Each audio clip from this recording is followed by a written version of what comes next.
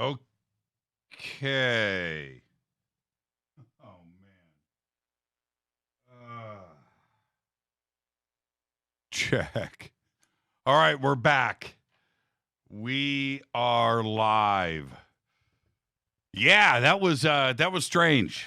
That was strange. Thought it was cables or something. It was USB drivers. Okay, we're back. We are live. Everybody can just relax. All right, let me get you straight to it. I'm going to cut through everything tonight and just say follow me on Twitter at JChurchRadio. That's live radio for you right there. Everything was fine before the show, but let's just move on. Follow me at JChurchRadio right there on Twitter. Okay, and hashtag F2B is the sandbox. Now I need to hit this River Moon coffee. All right, let's get to the breaking news. All 50 states have now issued warnings about a mysterious unsolicited packages of seeds that people across the nation have received in the mail in recent weeks. The packages appear to be coming from China. All of this according to the United States Department of Agriculture. Photos shared by State Agriculture Department show packages marked with labeling from China Post, which operates the official postal service in China. Some of the labels also indicate that the packages contain jewelry, although inside is typically a packet of seeds in clear plastic packaging. China says that the address labels were forged and that China Post has asked the United States Postal Service to send those packages to China for investigation. The USPS said in a statement yesterday that it was aware of the mailings and is in consultation with federal, state, and local partners. The agency declined to elaborate further. All right. Alabama's United States Space and Rocket Center may close forever unless it raises $1.5 million in the next 3 months. The museum in Huntsville, which houses the legendary Saturn V rocket, is usually the state's top paid tourist attraction. But since the pandemic began, it has lost 2/3 of its revenue. To prevent this from happening, officials announced the Save Space Camp drive with the goal of raising $1.5 million in donations to keep the museum open past October and to reopen the camp next April. And the donations have already been pouring in. As of this afternoon, the GoFundMe has raised over $400,000. Now, yesterday across the United States, Spectrum lost the internet. Lost it. Coast to coast. It was absolutely incredible. It happened 20 minutes before showtime last night. We were in the middle of sound check here, getting ready for the show when everything started to fizzle out. And right before showtime, we checked down detector, and it turned out most of the East Coast and half of the West Coast were down. It was leaking over into Detroit, Chicago, Texas, throughout the Midwest, all the way over to Denver. And it remained down for almost the rest of the evening. It was just down all night. So Rita and I, finally, when we caved and realized the internet wasn't coming back, we went out for a drive in search of, we were going to get chopped salads, actually. And that place was closed, the place that we normally go to. We drive by this burger stand. We picked up burgers. I posted pictures of that. Ice cream and French fries. Came home, went to bed, ate, watched. We're watching Norseman right now. And if you haven't seen it, you need to check it out. It's really funny. It's really good. Went to bed and woke up to the house shaking violently at 4:28 a.m. in the morning. And yes, we had an earthquake. The earthquake epicenter was right underneath our house in this part of the valley. Incredible. It was only a 4.2. Now, a 4.2 when it's under your house might as well be a 6.0. It was loud. It was crazy. We were happy to find out it was localized underneath our bed, but it was only a 4.2. We had aftershocks all night. And what a weird day and morning. The aftershocks kept rolling in, stopped at about 6:30, 7 o'clock this morning. Well, anyway, so then we roll through today. We're getting ready for the show. And this happened. This box. Now, I don't know how to do this, but this box happened today. And I'm going to roll this over here so you can see it. There it is. And I'm going to open it. I'm going to move the microphone out of the way. You know what? I can do this, and it'll still, okay, there you go. And there you go. What do you think of that? Well, you don't even know what it is. This is a 30-pound garnet crystal skull, and it is extremely heavy. I can't pick it up. I got to move my chair, but I want you to see this. He's beautiful. Oh my God. All right. Check this out.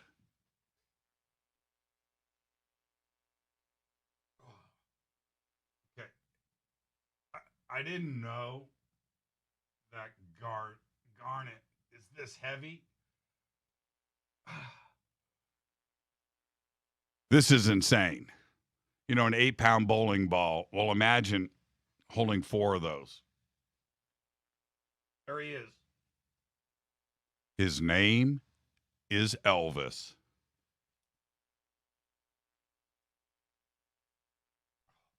I can't hold him up anymore. That's it. That's all I got. Now, whoo!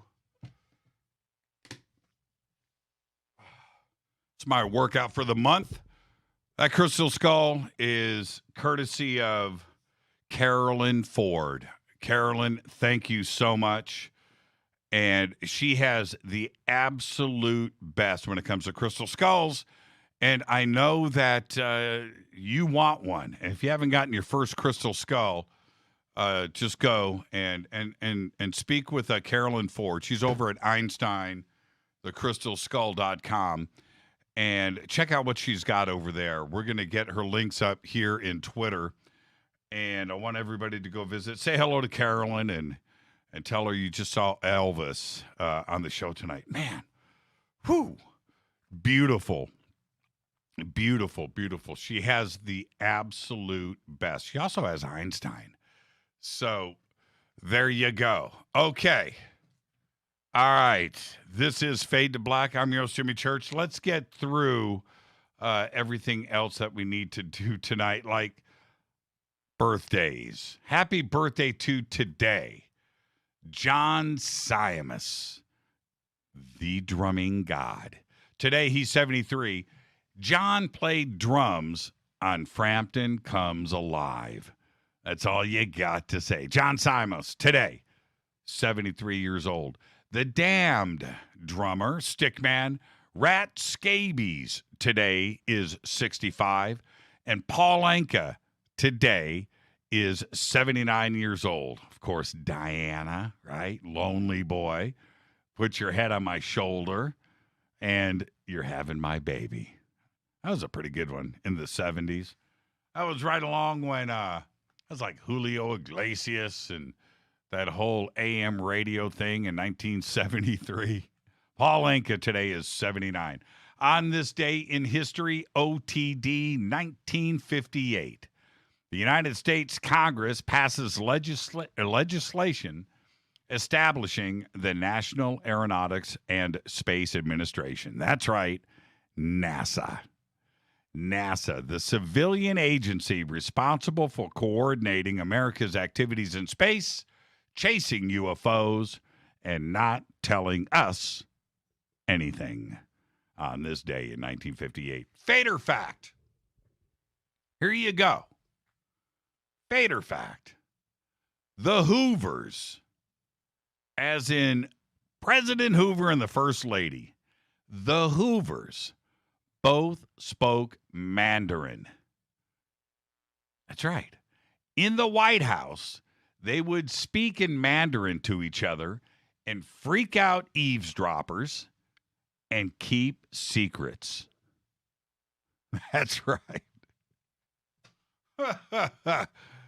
And that is your Fader fact. Now, oh man, let me hit this Rivermoon Coffee. Rivermooncoffee.com. Needed after picking up Elvis. He is absolutely incredible. Donnie Douglas just said, crystal skulls, what is so special about them? I don't know.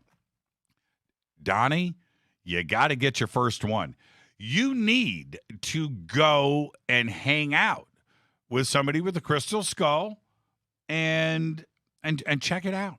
Sit with it for a while. That's all. More Elvis. I know, right?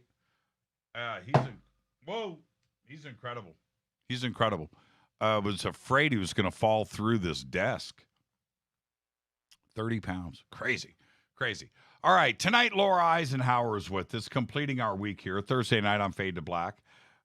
We were going to have Ronnie McMullen join us, but we had connection issues with Ronnie earlier.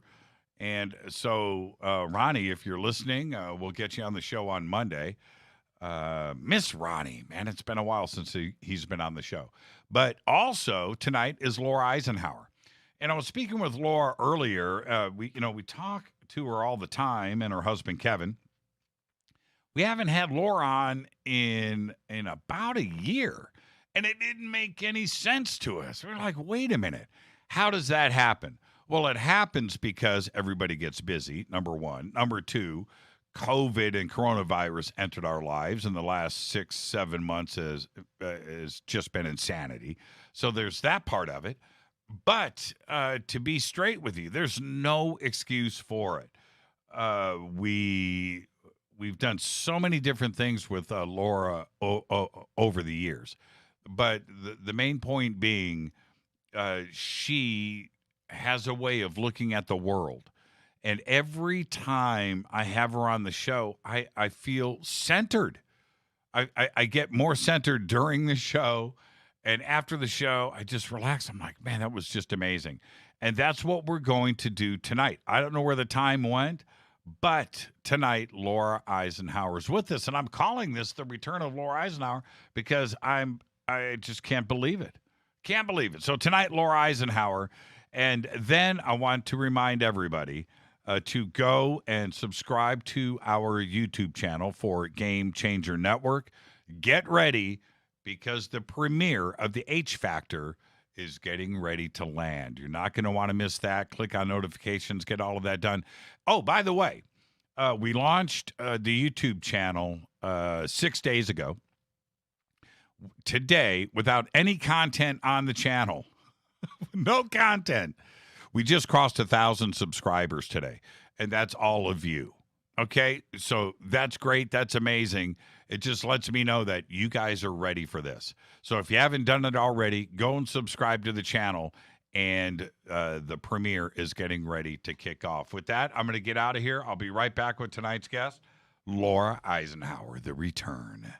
This is Fade to Black. I am your host, Jimmy Church. Follow me on Twitter at JChurchRadio, at JChurchRadio. Email is Jimmy@JimmyChurchRadio.com, on the Game Changer Network and KGRA, The Planet. Stay with us. I'll be right back.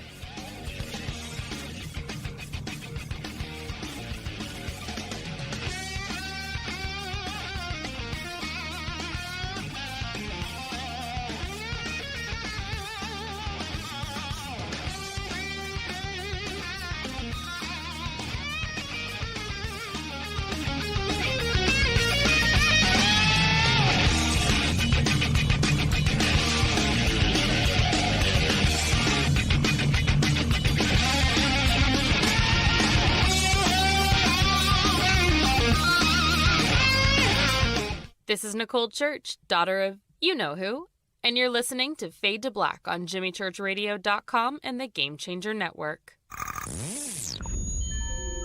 You're listening to Jimmy Church, Fade to Black. Fade to Black will now pause for alien identification. station that talks the net. KGRA Radio. Introducing the Game Changer blend from River Moon Coffee that delivers a customized blend made specifically for the Fadernauts. If the game is rigged, change the game. It's a bolder cup with some bite. Game Changer is the coffee of choice for those that prefer an organic dark roast that is slightly lighter and milder, but it's still dark. With wild notes of pecans and chocolate with a rich, balanced, full-bodied cup that is roasted to perfection for a great coffee to start your day, as an after-dinner coffee or anywhere in between. Artisan, small batch roasted to perfection. USDA certified organic, all River Moon coffee is freshly roasted and packaged in the USA. Just go to rivermooncoffee.com or click on the banners over on our site and use the promo code F2BBLEND for 15% off of your order today. rivermooncoffee.com. Go Beckley Teppy. This is the only way forward. This is Fade to Black. Make contact. KGRARadio.com. This is Jimmy Church of Fade to Black, and you can get our podcast for just $2 per month. All you have to do is click on the podcast banner over at jimmychurchradio.com. Hi, folks. It's troubling times, and fear is pushing emotions, which in turn pushes health the wrong direction. Do you ever get an ache because life is uneasy? Try Life Change Tea at getthetea.com. Life Change Tea works on your digestive tract, helping to move food through quicker and comfortably so your health is spot on. Life Change Tea may not help with world issues, but it will help with your digestive issues. A glass a day helps keep the intruders away. So, change your life today. Log on to getthetea.com. That's getthetea.com. If your health game is off, get on by ordering Life Change Tea. Getthetea.com. And while you're on our site, look around at the great non-GMO organic supplements. And if you're a sales shopper, go to our specials page and see what's for you. I've been drinking the tea for 12 years and I'm sure glad for its health benefits. Again, that's getthetea.com. Getthetea.com. The tea that makes you go. 9 out of 10 geneticists agree. Fade to Black is not your father's radio show on the Game Changer Radio Network and KGRA, the planet. Hi, this is Rob Reiner from Anvil, and you're listening to JimmyChurchRadio.com. What's up? I'm Chris. What up? This is Kyle Massey, and you're listening to Jimmy Church Radio.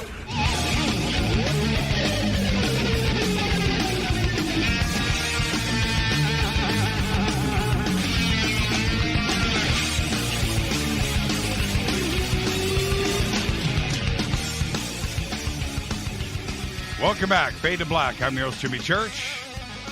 Tonight hits the return of Laura Eisenhower. Tonight we're going to go deep. We're going to go deep into world events and how to fight the darkness that seems to be the hidden agenda of the media, the world, and corporate leaders. That's right. Laura Eisenhower, a global alchemist, a cosmic mythologist, an intuitive astrologist. She's an internationally acclaimed speaker who has presented her work worldwide.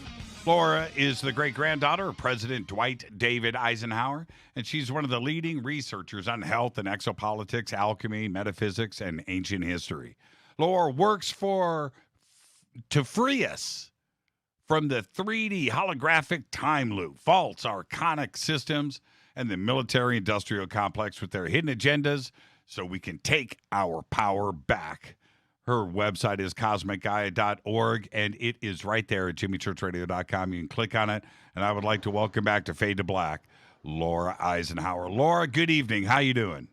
I'm doing well. How are you, Jimmy? I am fantastic. Laura, how's Kevin? Kevin's great. Everybody's good here. And you are, how do I say this? You are correctly removed geographically from a lot of the madness out here. You know, what we're experiencing in L.A. or New York or Portland, Detroit, Seattle. No, Detroit's been pretty cool. Chicago. Do you feel the pressure that is going down in the United States where you guys are? It's definitely, it's here too. There are all sorts of fines that people are being threatened with in small towns that we're not living too far away from. Fines everywhere from $10,000 to $40,000 if you allow somebody in without a mask or you work without a mask. I don't know how that's, how much that's just a scare tactic or how much those things are going to be implemented. But no, it's here too. It's people are a little bit more relaxed. I mean, the city vibe and energies, and where there's been the mass protests. I mean, that's a whole nother world. We don't have any of that here. But as far as the masks, it's definitely being enforced, and it's just cracking down even more. And for somebody like you who was so sensitive, not only for yourself but to others, you have given us advice on the show and me personally over the years. But this is a situation that nobody thought that we would find ourselves in. How has that changed for you in perception, in the way that you are looking at the world over the last 6 months? Is this an I told you so situation, or is it something else altogether? I don't like to do the I told you so. I mean, but to a certain degree, I mean, the warnings have been there. The warnings have been there for a long time.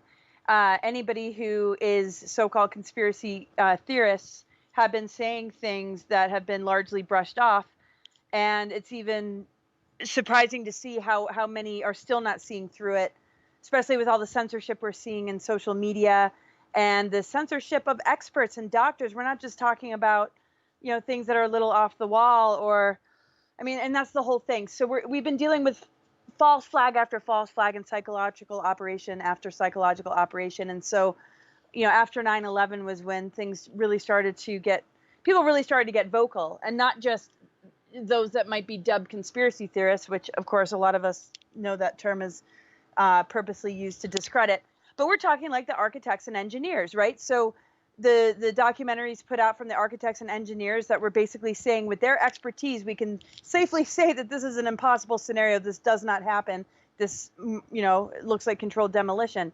So we're seeing the same thing here now with doctors and experts trying to get their voices heard, and their censorship, in that arena. So it's just the same sort of psychological operation, but through the context of health and pandemic and vaccines and all the stuff that, people have warned about. And so the hope is that the ridiculousness will get to such an extreme that they continue to shoot themselves in the foot, to the point where those that would otherwise not give any credit to some of these not theories but facts, that this will be a huge catalyst for a massive awakening. But it's it's a little blindsiding, and you're absolutely correct, and you've just nailed it. I'm like, the empathic overload and feeling just all this in the collective, but also seeing that there's enough of us that aren't going to ever be silenced or ever really allow our power to be given away or allowed ourselves to comply to something detrimental in the long term to our DNA.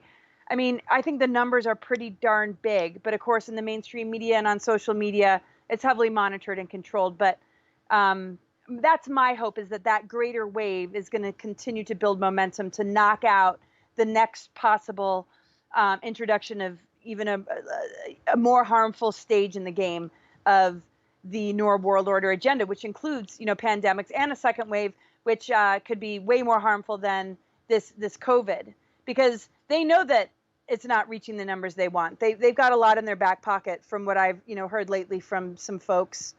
And then there's that whistleblower from the FEMA, or she worked in like the Department of Homeland Security, and was tasked with the FEMA camp part of it all. And I can't remember her name. I can find it. Yeah, no, don't say it, because Okay. YouTube will just shut everything down, and so will Facebook and Twitter, and the next thing you know. Right. But that's part of the censorship that we're talking about. And let me say this, because we've got so much to discuss tonight.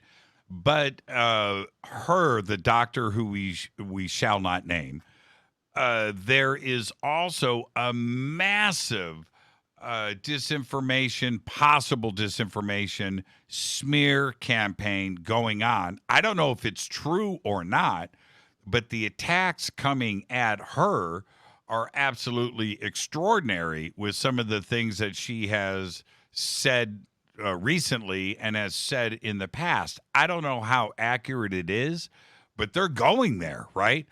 That she says,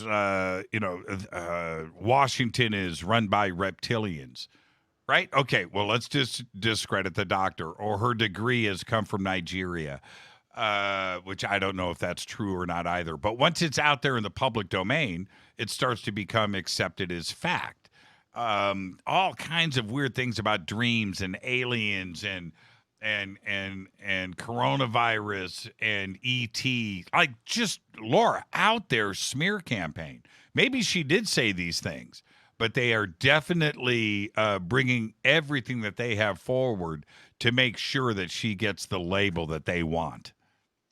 Right. Well, these kind of topics people have been talking about for a long time, and for somebody to bring up these topics when we need, full disclosure, and we are multidimensional beings, and there's way more to us than we can imagine.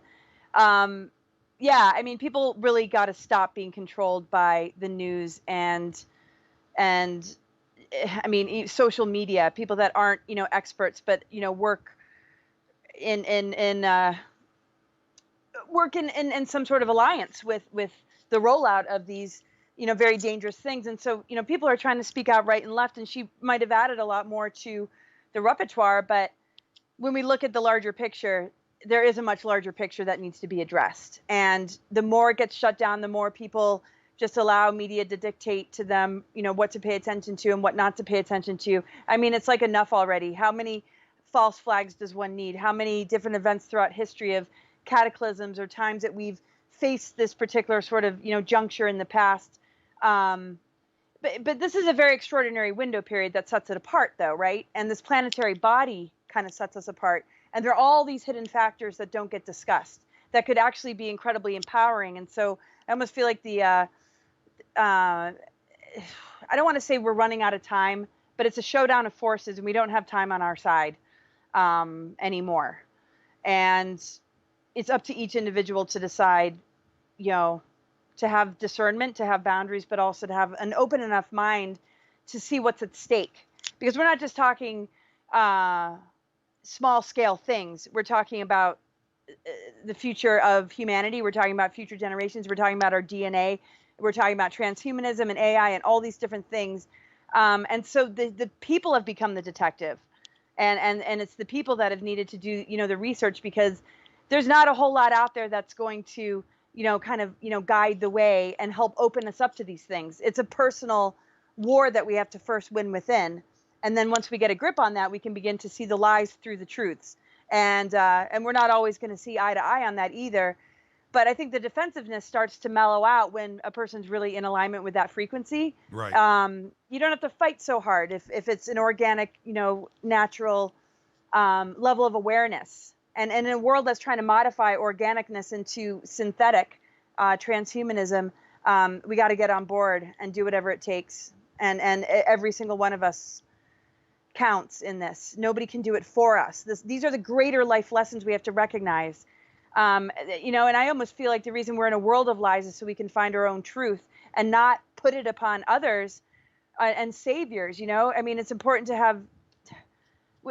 that we're all in integrity, but, we're learning huge lessons that go beyond just this 3D. There's soul lessons, spiritual lessons. And I don't even like the word lessons, and again, nobody can define it for the other.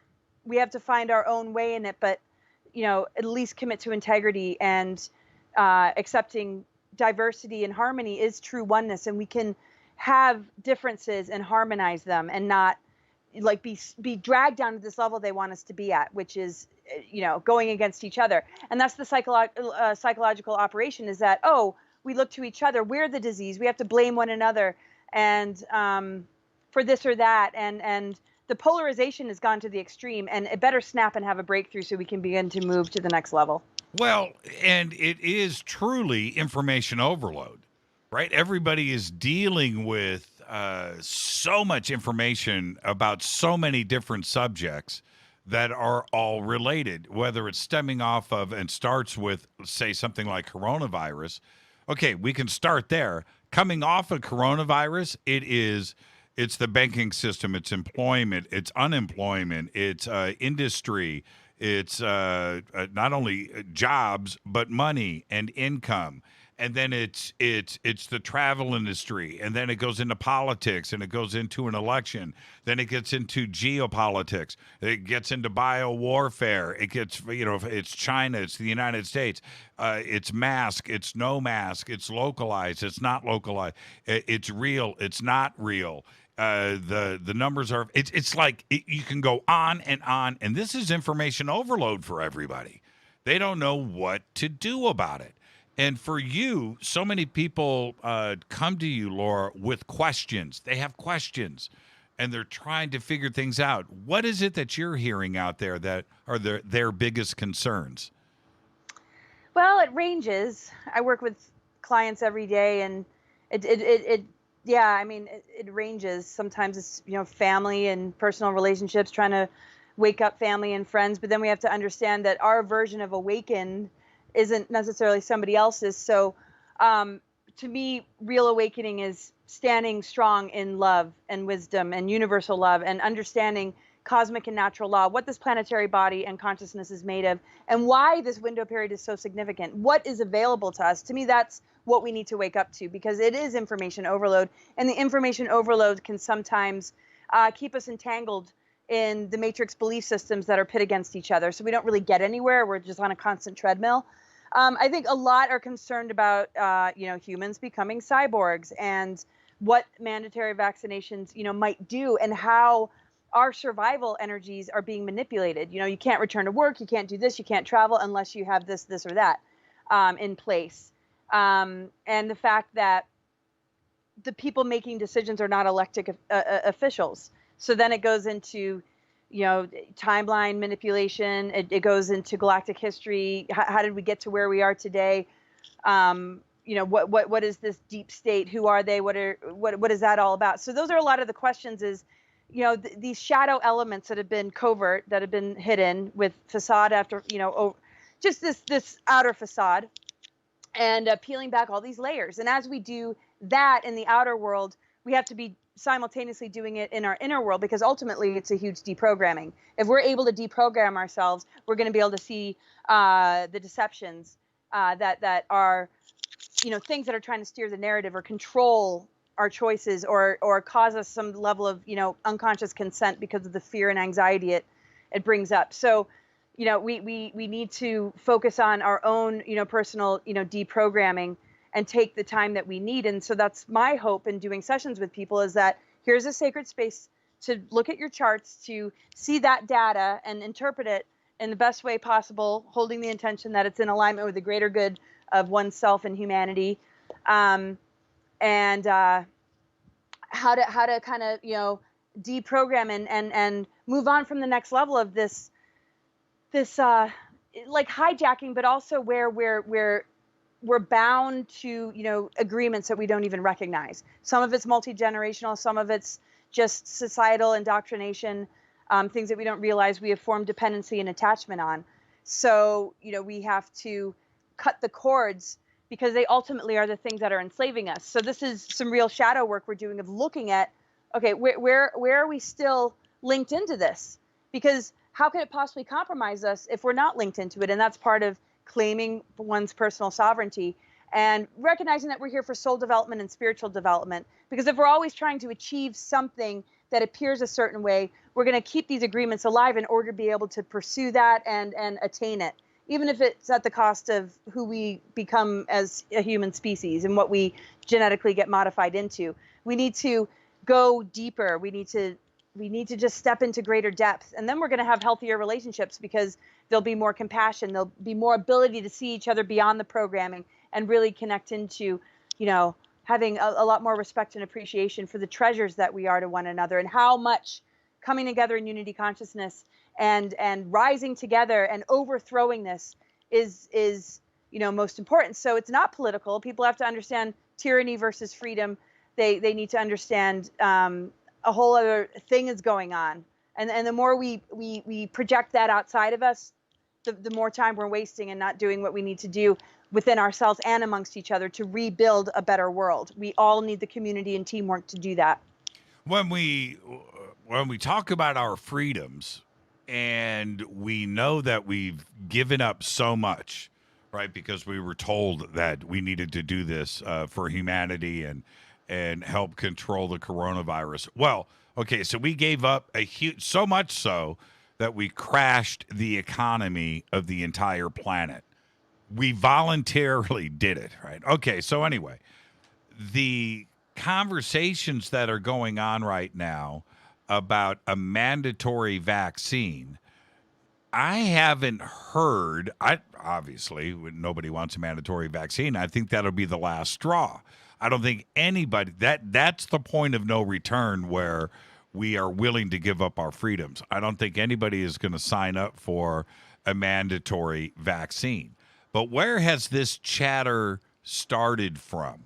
Have you heard any official or governor or police department or the United Nations, anybody mention the possibility of a mandatory vaccine for everybody on this planet? Is it us, our conspiracy world, that has started this because we fear that? Or is there official chatter going on? There's official chatter, and I know we're careful about naming names, but it's out there. There's a lot of quoted information. There's a lot of videos that have been passed around where, you can hear them actually say it. And there are people that one might think are not pushing for it that have made statements lately that are, kind of revealing that mandatory vaccinations, will be a thing. And that we don't have any constitutional rights because it has to do with endangering others and we lose our rights, right? And it's similar to, this is going to be sort of across the board, and all these different things are kind of feeding into it. So there is that shadow side of what our fears are manifesting that we have to take responsibility for, right? Because we do influence the collective consciousness. We are co-creators of our reality. So fear needs to be kept in check.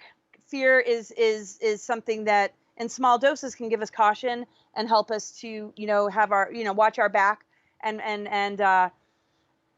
just help us to see, danger when danger presents itself. But when we make choices out of fear, when we comply or consent to something out of fear, then we're now so integrated in the fear vibration that it's not a warning and it's not a catalyst or a reminder in order to step into greater empowerment and awareness. We're now so ingrained in it, or we're so immersed in it, that we've literally become a food source that's easily overtaken. And that's why the rollout will be very easy for those types that are literally doing everything that they're told, because now they're in the survival chakra and they can't think from their higher self.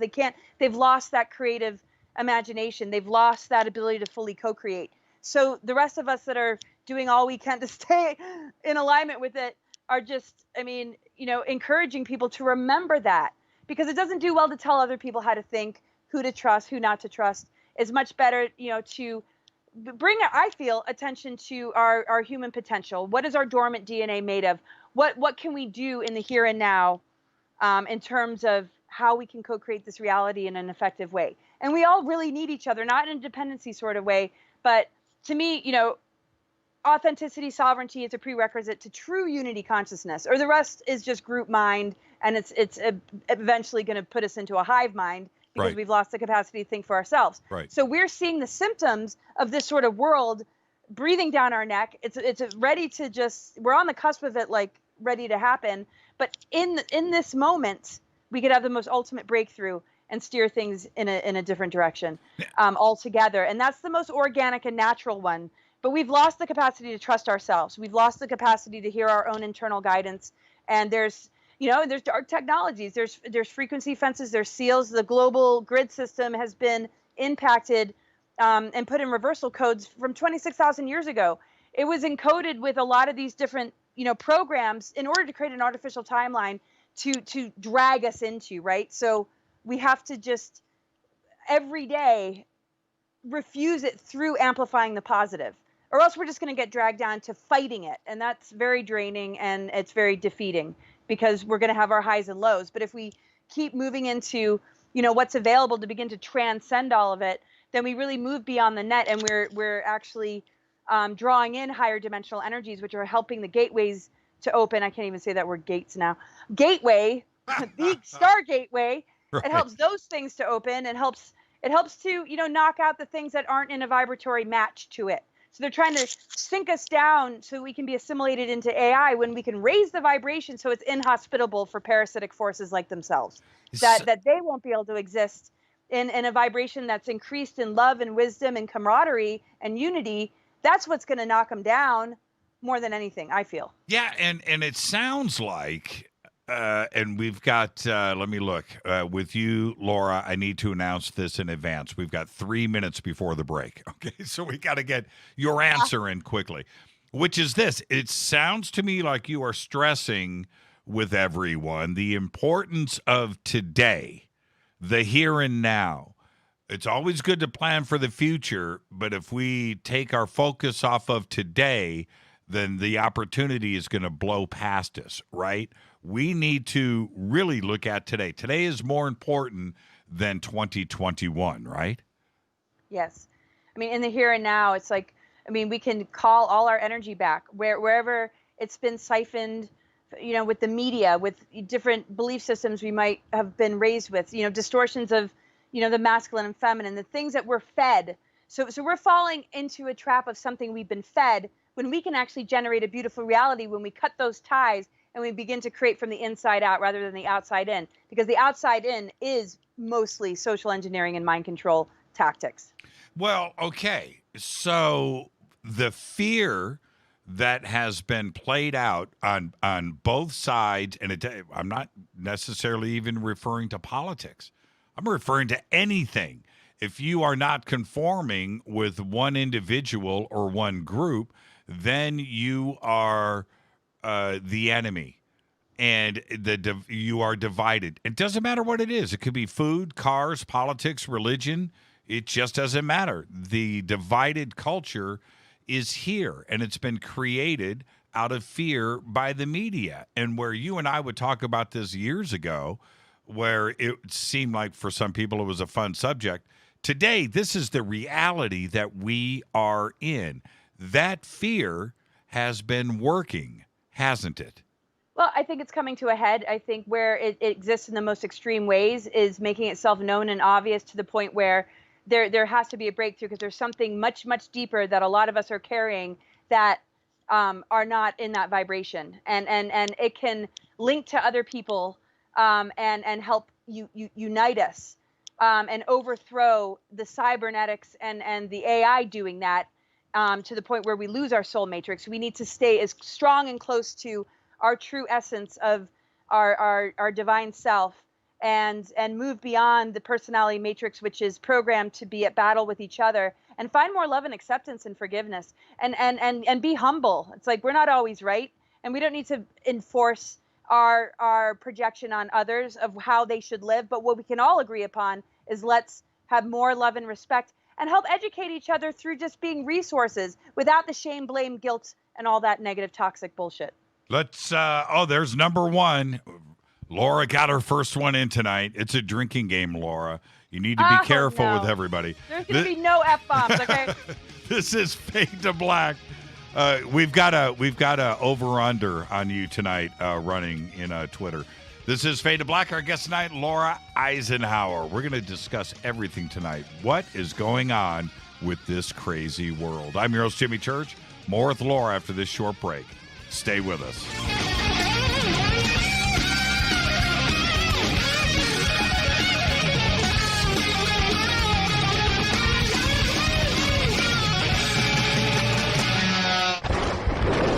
This is Fade to Black with Jimmy Church on the Game Changer Radio Network and KGRA, the Global Radio Alliance. This is KGRA Digital Broadcasting Station. Salt Lake City, Utah. Van Buren, Arkansas. Hello, my name is Billy Carson, and I am a best-selling author and the founder of ForbiddenKnowledge.tv. Together with my team, we have built an all-new conscious streaming TV platform designed with every family member in mind. If you have ever wanted to travel the world and attend lectures and workshops from your favorite speakers but weren't able to, look no further. ForbiddenKnowledge.tv. There are dozens of workshops and lectures from speakers you know and love. We have also included amazing categories to assure that your consciousness is entertained and elevating on a daily basis. Amazing interviews, ancient history, ascension knowledge, wisdom teachings, documentaries, conspiracies, mysteries, health and fitness, conscious cooking, meditations, finance, yoga, and so much more. To start your free trial on any mobile device or computer, surf to ForbiddenKnowledge.tv. That's Forbidden Knowledge with the number 4, ForbiddenKnowledge.tv. Again, visit ForbiddenKnowledge.tv today. Introducing the new Surfer Music app. Listen, fade or not, you know I love my music. This is my go-to for all things notes. The Surfer app is a brand new concept in music listening. Surfer is free, providing unlimited access to thousands of live streaming radio stations. Surfer is an exciting, interactive listening experience. Discovery and surprise are built right in. Surfer is your destination to discover and rediscover great live streaming music. It features high-quality audio streams, free access to music from thousands of live streaming radio stations, unlimited listening, unlimited skipping. You get a music visualizer, and you can also select your favorite channels.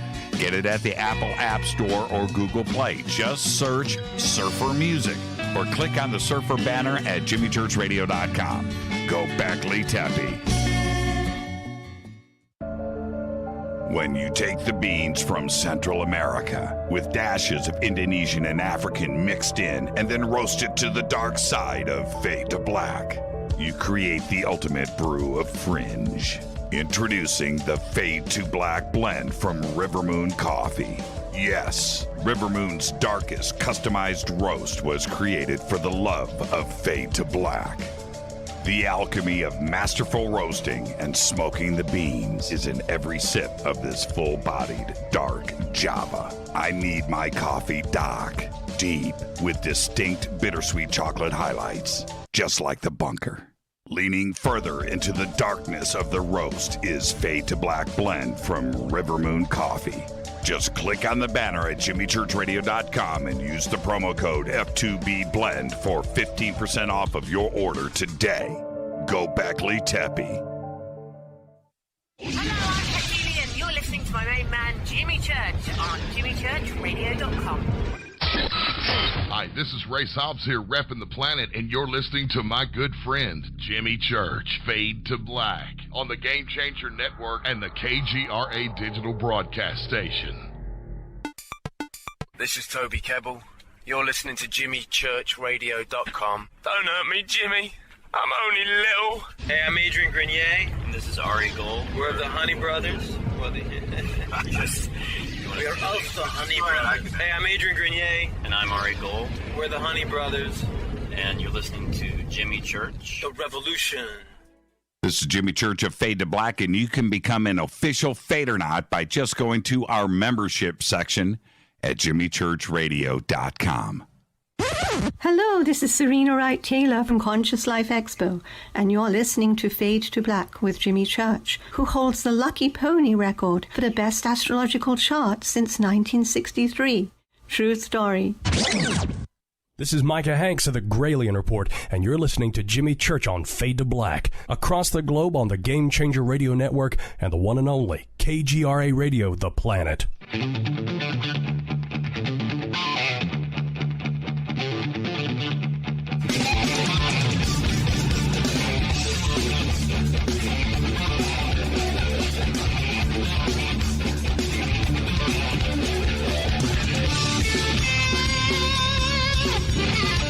Welcome back. Fade to Black. I am your host, Jimmy Church.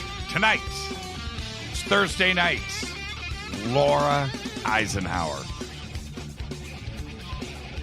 Got a lot to talk about tonight. And I got to say, Laura, I missed you. You always center me. I say it every time you're on the show or if I'm with you in person, and Rita and I and Kevin.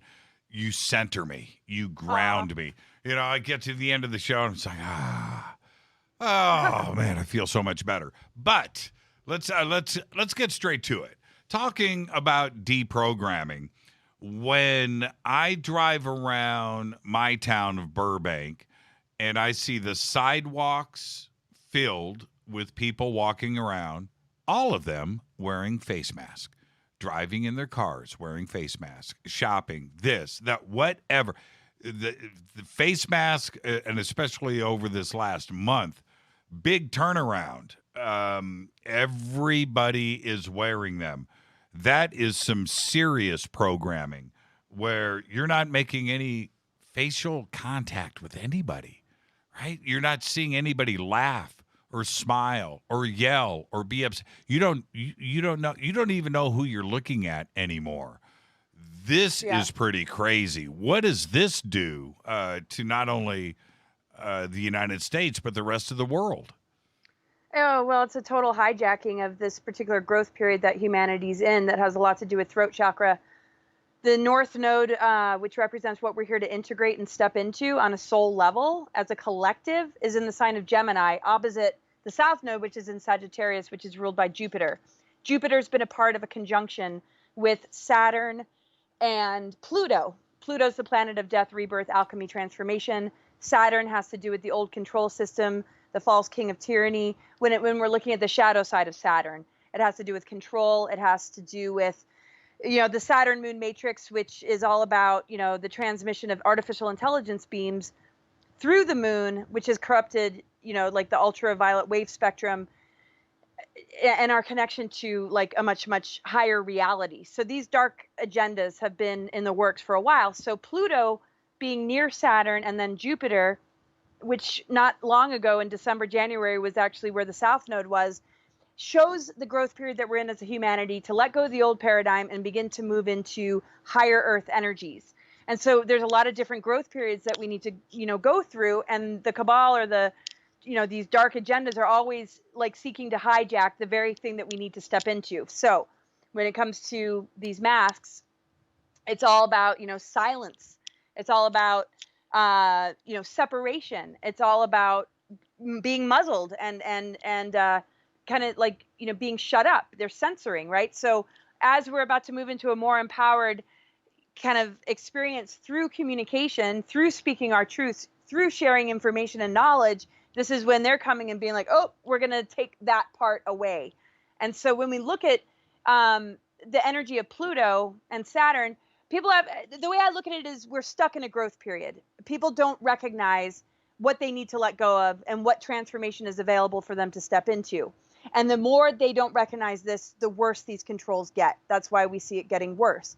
We have to understand, what is being targeted and what's been targeted throughout human history. So right now it has to do with our throat chakra area, which impacts our lungs, impacts our throats, right? And so when we look at the symptoms of a virus or bronchial issues or respiratory distress, a lot of it has to do with a blocked and shut down throat chakra. So the very solutions that they're giving us are the very things that are actually creating a greater affliction, not just on a physical level, emotional, mental, and spiritual, because we wouldn't have physical symptoms if those things weren't being compromised on some level, because our body, knows how to heal when it's in alignment with truth, when it's in alignment with its own flow, with, of course, there's going to be your need to detox and symptoms that come up with that, but we're not even allowed to have any symptoms without it being a big panic. It's like, so everybody's masked. It's like we're not even allowed to go through ascension symptoms and go through the natural flow of what our bodies need without having some label slapped upon it and a mask put over our faces. Because right now is actually a huge opportunity and growth period, but it's really hard to say no when your job's being threatened. So I feel for people, because I'm sure a huge majority of the people we see on the streets don't want to be wearing those masks. I'm not saying anybody really does, but some will just nod their head and do whatever they're told and think it's the best thing to do and it's the most responsible thing. But no, this is really critical. I mean, it's really critical. And I'm trying, and I don't want to I'll be quiet here in a sec. I'm definitely struggling with. I'm not in a negative place at all. I'm not in a super positive place. It's just kind of like looking around, and all you can do is just really pray and hope that, man, I hope you have that breakthrough. And what is it going to take? Protesting? Not necessarily. But all of us deciding together as a humanity something that we refuse to do, and then we're going to be too much to manage if we can all do this together, right?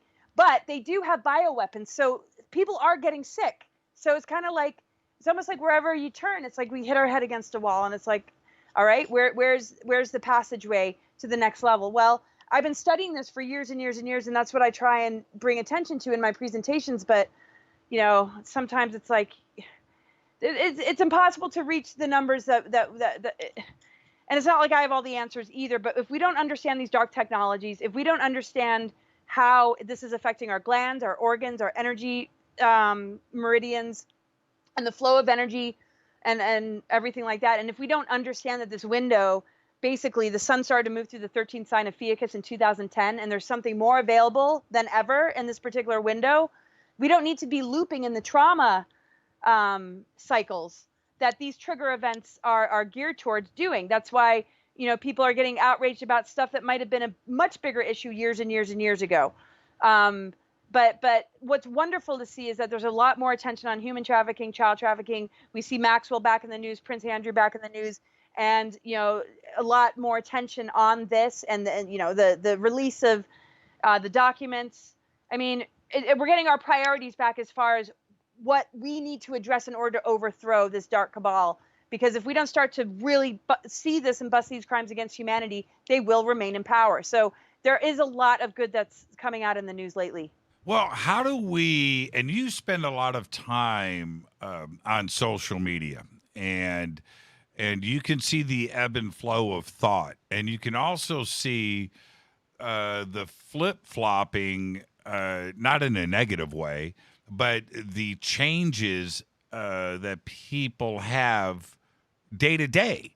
Because once they, and you just mentioned this, once somebody thinks that they've started to figure this out, whatever it is they're trying to figure out, that the news or somebody else in social media is going to give them opposite information to the conclusions that they came to the day before, and their mind is getting confused. They don't know what you know what I mean. Once they get into a comfort zone, right? They're like, "Oh man, I figured that out. Okay, I can kind of relax." And then boom, it gets thrown out of whack again. And this is going on in 24-hour cycles. You know, for 6 months now. Yep, absolutely. You know, I don't know what the end result is going to be for the status quo and the rest of the world and our friends and our neighbors, where their mind has been yanked back and forth for so long. What's ultimately going to happen for the next 6 months? Well, anyway, those things are all about, you know, the reversals, and that is the basis of satanic ritual abuse, is that it creates reversals and digression. And because we're electromagnetic beings with earth grids that represent this, the upgrades that we're going through affect our electrical energies and our magnetic energies. And so if they can put distress on the electrical, which stimulates our nervous system, and throw us into panic and fear and almost like a PTSD response, then all of a sudden we lose that revelation. We lose that epiphany. And instead of integrating it, all of a sudden it's like we're back, like, you know, trying to get back to center, trying to find a foothold or some level of grounding or some level of, you know, like-minded people. And that's very hard for some. They can have a revelation and epiphany, and their friends look at them like they're nuts. So fortunately, a lot more like-minded people are getting together, and there are other options besides Facebook, and we all have to just, you know, I mean, there's an inexhaustible spirit that exists within all of us, and it's about noticing that game that's being played.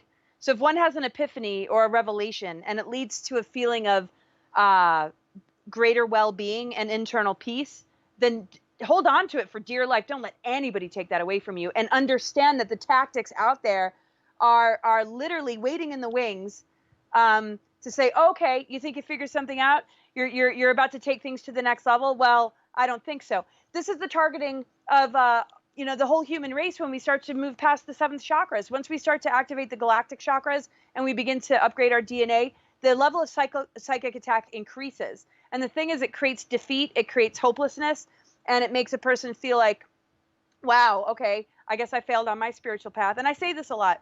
And I don't mean to be redundant if people have heard me say it before. Right. But we have to like look at defeat in the face and say, you know what, that's a program.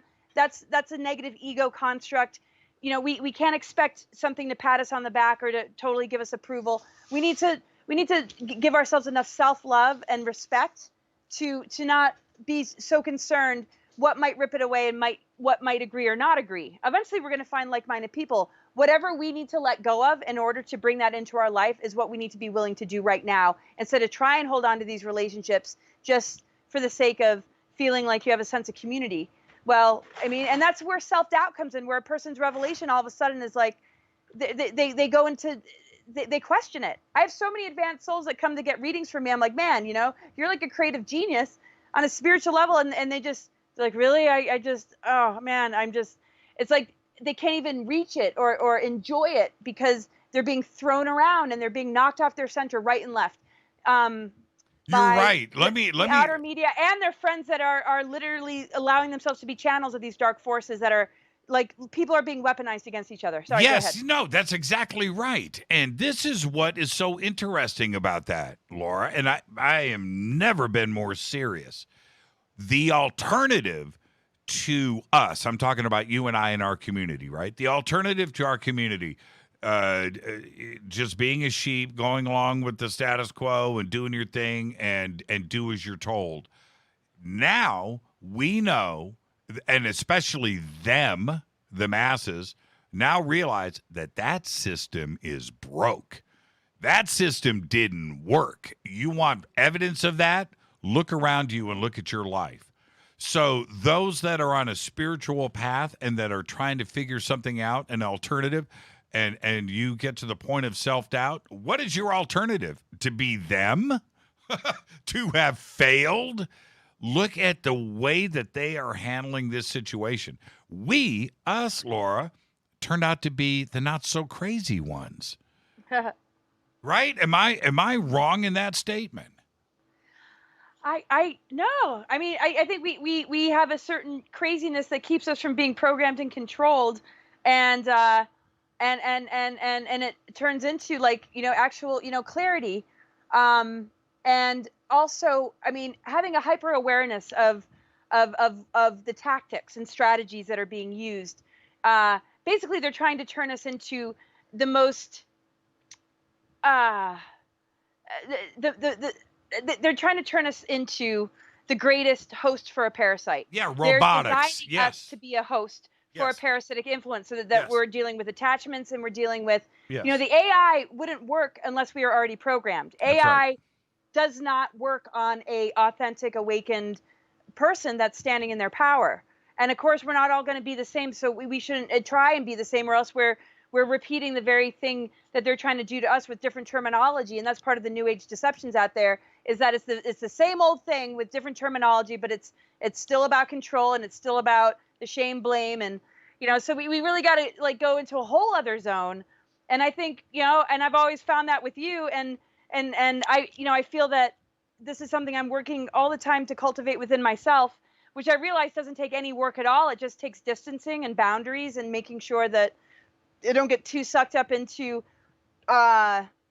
just the drama of it all, or the empathic overload, because it's incredibly painful to witness. But the thing is, I see everybody on the verge of a huge breakthrough, and there's many different steps and stages. And the thing is, we don't just arrive, we have to maintain. So you don't just find, you know, you arrive and you all of a sudden are all knowing and enlightened. To me, it's something that exists within all of us, but it has to be maintained, like tending to a garden, like tending to a kitchen. You know, you have to always work on clearing your energy field, because we're going to be picking up stuff all the time. So once we can devote to energy maintenance on a physical, emotional, spiritual, and mental level, then the dark weaponry that targets the elements, as we see with the skies being sprayed, as we see with the Fukushima and the radiated waters, and all the elements on the planet that have been abused, misused, and given major doses of a lot of toxicity, we have to understand, like, when we purify our own inner self and we do that energy maintenance by really purifying the negative ego constructs that attach us to the cabal, that gives them the power that they shouldn't have, but we don't realize that we're actually giving to them. When we actually do that work, all of a sudden everything begins to change around us. And so what we're witnessing is a lot of people that haven't had that breakthrough yet. But once they do, they're not going to be like pushing anything on anybody. They're going to stand in their own personal sovereignty and be an inspiration and be a resource for other people's awakening. And that's what I feel you do. That is what I'm working as, wanting that. I mean, that's what my whole life path is about. And I consider you one of those people that hold that kind of space for a person. And you've always been so kind to me too. And man, and you just, you have that, quality. And there's a lot of people out there that do. And to me, they're the guardian force. They're special task force, guardian force. It's about transcending the personality matrix and all the different, games and tactics that are being played. Because it's either one is arrogant and self-righteous in what they feel, or they're feeling not worthy or good enough. So we need to break the patterning of negative ego, because that is what the cabal and the deep state is counting on to hook into through media, through the entertainment industry, through politics, and through religion. Because it creates this sort of, it's like... It's a unified message that gets through the airwaves. It's really crazy. They know exactly what to do and how to say it. I think that they've taken it too far, though, and we're starting to wake up to that. And that being said, we always go back, Laura, and reference something like George Orwell in 1984, and that's easy. That's an easy thing, and we always thought it was funny. Ha ha, we'll never come to it. But I'm going to go with our generation right now and look at Pink Floyd, The Wall, or look at Rush 2112, where these warnings were put out to our generation, where you had the one rebel that saw the control that was coming in from the masses, from politics and media, control of history and the future and religion, all of that, right? Control of your life. But you rebelled against it and brought the system down. Well, today we are living in that. We are actually, as crazy as we thought that The Wall was, or Rush 2112, here we are. And this is our opportunity to step back and not listen to what is being brought to us in the media and through social media for control, because that's exactly what's going on. Oh, did we lose Laura? Oh, I was just saying, when we look at the 3D world, can you hear me? Yeah, now I can hear you. Oh, sorry. Yeah, I just muted it for a sec. Well, when we look at the 3D world, it's not really a 3D world. We're limited to that through what we are indoctrinated into, and just the dark technologies that have been used to keep us in the lower chakras and in the personality matrix. But when we look at what junk DNA is really made of, it's made of different harmonic universes that connect to higher Earth energies, and also times in our galactic history where certain wars and exploded planets took place that have now stepped down into this physical reality that has made it so easy to control us because of so much unconscious trauma that we carry and the fact that we're all born with amnesia.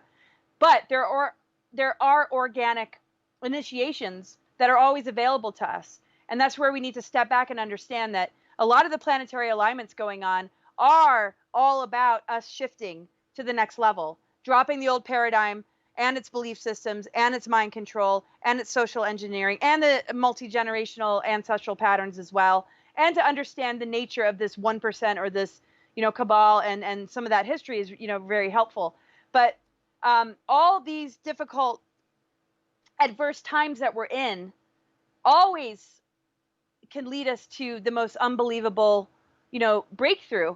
And there is an organic ascension timeline that nobody can destroy. The problem is they can distract and convince a person so far away from it that they're no longer connected to that higher potential, which is, coming in the form of our own internal guidance and the synchronicities that we run into along the way that give us those nuggets that we need in order to continue to advance ourselves. So if we can just stop letting them pull the carpet from underneath us and say, that's nice, that's what that beast is made of, that's what it's here to do, And if we look at through the perspective of, it's going to remind me of who I am and what I'm made of, instead of crush me and make me a victim and make me a slave, even more so than we've already been. Every moment of every day, we can turn this around. But we all have to decide, hey, I'm in agreement. Because once we make that intention, once we vocalize it, that's the throat chakra and growth period that humanity is needing to embrace. How can we be the co-creators and the alchemists through the use of our words, through the use of our intent? That's the problem with these masks, is it just literally, puts it in a reversal and takes it absolutely, down an artificial like construct, path, timeline, whatever you want to call it. And that's where the technologies get even worse. But we still have a small window here. So what do you make of, we've got about 3 minutes. What do you make of how quickly the world came unglued? Right? I mean, just unglued over the last 2 or 3 years. And then, of course, we can look at the last 6 months, where any sense of semi-stability that we were living in, it's just amazing how effective this campaign has been psychologically, hasn't it? Well, I mean, that's the thing with being born into the system, having amnesia, and going to pursuing a career and not realizing that you're getting maybe immersed in something that is going to bite you in the ass, because you're following a protocol that's been handed to you, and it's been playing on your self-worth to be successful, to do well in life, to do all these things that come with rewards from a false system that is giving false rewards, because it doesn't encourage inner work. It doesn't encourage free thinking. So it's a big wake-up call. It's not to say that those educations don't have value and that there hasn't been a lot there that you can walk away with, but there's a huge part of it that you need to strip yourself from and cut yourself away from to rescue the rest of yourselves, so that it can participate fully in this earth experience, because that is the savior. We need to save ourselves, and we have it in us. We have to say goodbye to these horrible relationships that pose as being totally benevolent and really looking out for us being successful people in the world with our great credentials. And I mean, look, they're shutting down doctors. The educational system that educated those people, they're saying, I could keep going, but yeah, I know we have a break. Yeah, somebody just tweeted, we need to clone you. Oh, man, I would love one in my closet to do some of the things I don't feel like doing, but no, that's sweet. Well, but I really mean this. Today, we've all wanted to be the rebel, but today, now, the here and now, this is where we need to reach deep down inside and become that rebel. We need to recognize what is going on, and we need to communicate this. And there's another side to this, Laura, and when we come back, I want to discuss this very clearly, in that being an individual, being different, used to be what united us.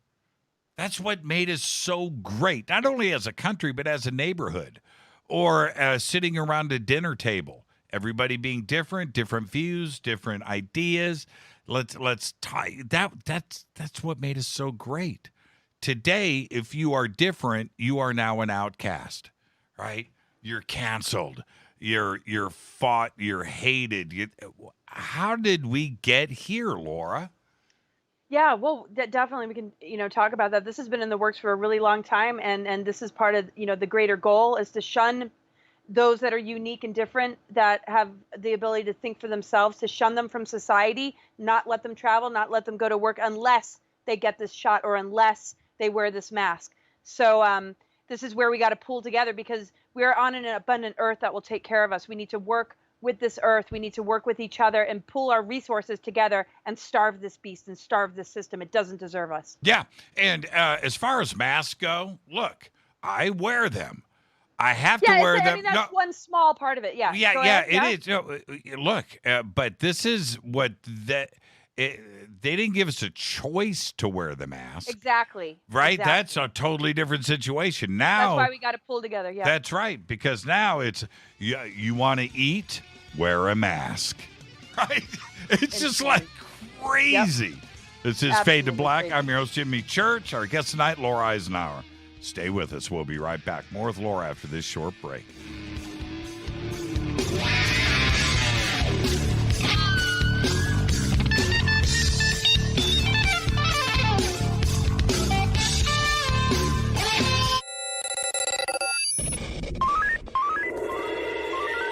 Way out here, we listen to Jimmy Church. You're listening to Fade to Black. Always on the edge of the hottest alternative talk. Jimmy Church with Fade to Black. KGRARadio.com. ¿Qué tal, mis amigos? Yo soy Mario Carson, el tiburón, y los invito para que escuchen a mi buen amigo Jimmy Church Radio. ¡Claro que sí! Do you want to be an official Fadernaut? Of course you do. This is Jimmy Church of Fade to Black. Just go to our membership section at jimmychurchradio.com. Come join us for the Starworks UFOs and Artificial Intelligence Conference, November 6th through the 8th at the Aquarius Resort in Laughlin, Nevada. A full weekend of events with Grant Cameron, James Fox, Alan Stivelman, Sid Goldberg, Jaime Maussan, Lynn Katai, Paul Hynek, and another dozen great speakers and presenters. Special Fade to Black Sky Watches with Hoffman's Optics on Thursday and Friday nights, movie premieres, a cocktail party, a dinner gala.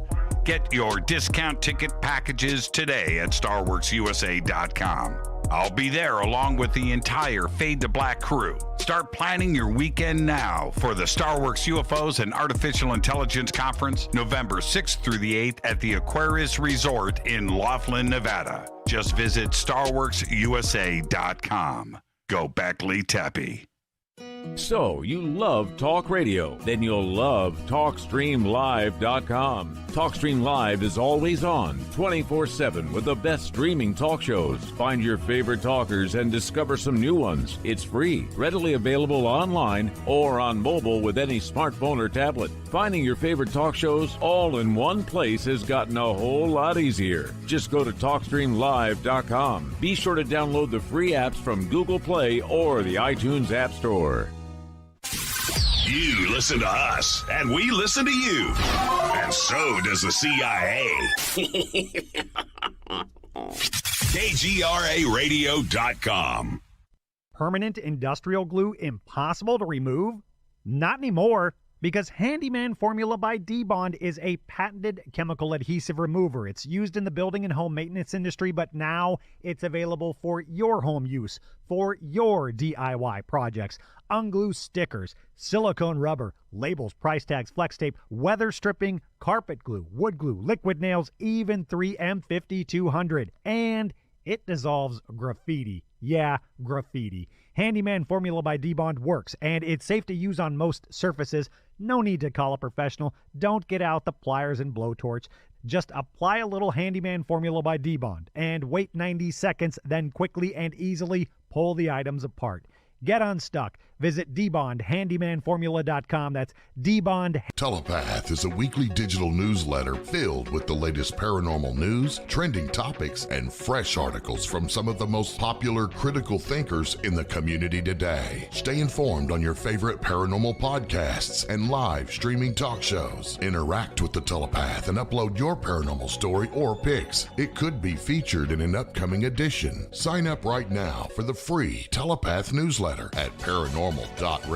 That's paranormal.radio. Including the network you're listening to right now, the Paranormal Radio app, free in Google Play and the iOS App Store. You are listening to Fade to Black with Jimmy Church on the Game Changer Network. Oi, oi, I'm Reese Evans. You're listening to Jimmy Church. This is Revolution. The revolution will not be televised. The revolution is on radio. Ciao.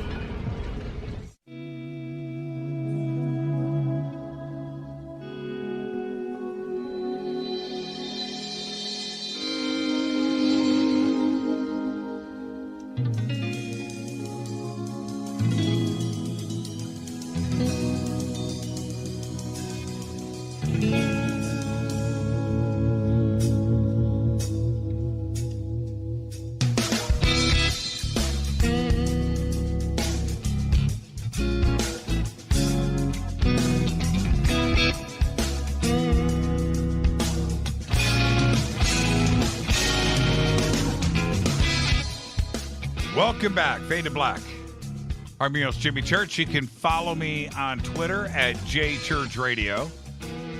And you can follow Laura at Laura Magdalene 4. I think that's what it is. Laura, is that your Twitter now? You're up to number 4? It is. Yes. I don't even know. Yeah, something like that. I'll find it here, and we'll say it again before we close. I'm looking here. Yeah, well, you got a lot of followers. Wow. Look at that. At Laura Magdalene 4. Yes. All right. And you follow me, and I don't follow you. That's not cool. I just followed. I just followed you. Twitter. Isn't that funny? I just followed you. Isn't Yay. that special? Okay. Everything feels good now. Now, but there is something strange going on here with being an individual and having your own thoughts that don't agree with anybody else. And it's gone down to the individual level. What I mean by that is it's not really a group mentality. It's individual against individual now, right? And social media has brought that out. It's a funny thing to see play when it wasn't like that way in social media just a few short years ago. It happened so quickly. Yeah, well, I mean, I think we're helping to. I don't like the word trigger, but we're helping to catalyze a lot of growth for one another. There is a lot of group mind thinking that's hidden, based in just a lot of these bloodline families that ended up infiltrating the medical industry and educational. More like I'm talking universities, even though, of course, there's indoctrination in our early years. And I mean, that's a whole nother thing. But basically, they put a great deal of money towards furthering their personal interest by defining medicine more through like cybernetic theory and dead sciences, as well as promotion of satanic-based ideas of Marxism, but totally hidden in plain sight. And totally adhering to the need to do something good in the world and almost playing on that need to be an individual. And so I think a lot of people are breaking through that. Some aren't, but I think a lot of the funded movements from Soros and all this that we see that we don't really need to mention are kind of playing on that. And that goes into a whole other thing. But yeah, so individualism is really, I think we're bringing out the worst and best in each other, and it's taking us somewhere. The thing we need to avoid is allowing stagnation, where it allows us to stay sort of in a negative feedback loop and keeps us kind of like locked into the lower octaves of the planetary energies that we're all connected with. That actually makes us sick because the planets are connected with our organs, our glands, and our energy centers, and things and locations on the Earth grid. And the stargates, where there's no separation from all of this. And through like manipulating those things, it in turn has, manipulated us. And that's where kind of junk DNA comes in. And if we recognize, and I know I've talked about it on your show before, that the junk DNA, these scrambled fire codes, actually is the greater love story of alchemical marriage, hierogamic union, and all these things that are all about the integration of polarity and bringing these things together in order to birth a whole new and better world. We need to see that this polarization can destroy us, or it can give us that breakthrough we need to say, we don't have to look at each other through the lens of media, medical industry, and school systems. We need to be individuals again and look at each other through the lens of our own authentic, true self. And I think this is what is coming to the surface. And a lot are already in alignment with doing that without them even maybe necessarily realizing it. That's right. And what, yeah. So I don't know if I went off on a tangent or if I'm no, you close didn't. To what But see, this is why that is so important, because those things are not in the control of the controllers. Those things they can't control. Ultimately, everything that is going on right now that they think they are in control of can backfire, and backfire quickly once these, not only some of the junk DNA, but just our pure raw self continues to surface whether you want it to or not. And that's what they're not in control of. It could backfire, couldn't it? Well, yes, because they only function based on imitation, manipulation, deception, and trying to modify us so that we become good hosts for them as parasites, so that they can occupy us and occupy this earth fully and completely. It's a total parasitic takeover. And it's been in the works for a while, where all these different methods have been used in order to make that happen. The minute we step away from that, though, and we correct these reversals within ourselves, and we think for ourselves fully and completely, coming from also, the higher heart that doesn't need to go into battle mode, but is more the harmonizer of our differences, not our mind-controlled differences, but the differences that makes us so beautifully diverse as a humanity, because our individual uniqueness is everything. We don't want to all be the same, but we don't want to try and heal things through the filter of mind control and social engineering, or else we're not going to get very far unless it's being deprogrammed. If it's a deprogramming, only the raw, true self can emerge. But if we're battling over these false ideals or belief systems or fake versions of all of this, then we're chasing our tail. We're really not getting anywhere at all, and it just makes it worse. So yes, I think for a lot of people it's unstoppable. The activation has already begun. The planetary alignments with Pluto are showing a massive transformation. But when one is stuck in a growth period, it's like being stuck in the birth canal or being stuck in the cocoon, right? So people don't know what to do in these times. But that's just one stage of it. A transformation can be the next wave. Or that possibility of transformation is siphoned into a much darker and more enslaved world. So it's in our hands. And the greatest gift we can give ourselves is, it's like, what is the worst thing that could happen? Somebody doesn't like you for being yourself. Well, then why would you want them in your life anyway? Like, we need to be more empowered. Our self-esteems have been so played by the system. What is success? What is failure? How we define ourselves and each other. We just have to say, forget that world. That's the old paradigm that needs to go. We are so much more beautiful and deeper and richer and more connected than we can imagine to this process of shifting into higher earth energies and really working with the true organic abundance of this earth outside of the money system. Now, it's weird what's happening with the money system, right? So a lot of people aren't prepared because we're you can't just all of a sudden snap your fingers and live off the grid. This is where I see a lot of community building, a lot more healthy, transparent conversations that are mutually supportive. Because when we begin to combine the individual sovereign self, the authentic self, with relating to others outside of group mind and social engineered, divide and conquer tactics, the most beautiful thing can emerge that'll absolutely overthrow this. And we are on the cusp of being able to claim it. And it could change the world as quickly as we saw the world go into, absolute compliance to, this COVID thing. We can just as quickly see that unwind to see a beautiful world emerge. Well, and Laura, when we talk about this, and awakening and looking at ourselves and astrology and numbers and what the future is, we need to start taking a serious look at all of this. The conspiracy side of the world, where now it seems like conspiracy is now the new normal. When we look at, and we're going to talk about this more in just a minute, I want to ask you about the planetary alignments and what they said over the last 6 months versus the rest of 2020. Are they starting to make sense? And what is that telling us for the future? Well, there's a lot of different factors. So I mentioned the conjunctions, Saturn, Pluto, Jupiter, and these are going to find their way into the sign of Aquarius. Every planet has a shadow side or a lower level expression. So the dark shadow side of Uranus are dark technologies. Uranus rules technology, but Uranus is also the planet of authenticity and sovereignty that leads to great awakening, that also connects us with unity consciousness, and it connects us with our higher mind. But anytime we're like operating on a shadow side, and it's not so much about, I'm more metaphorical.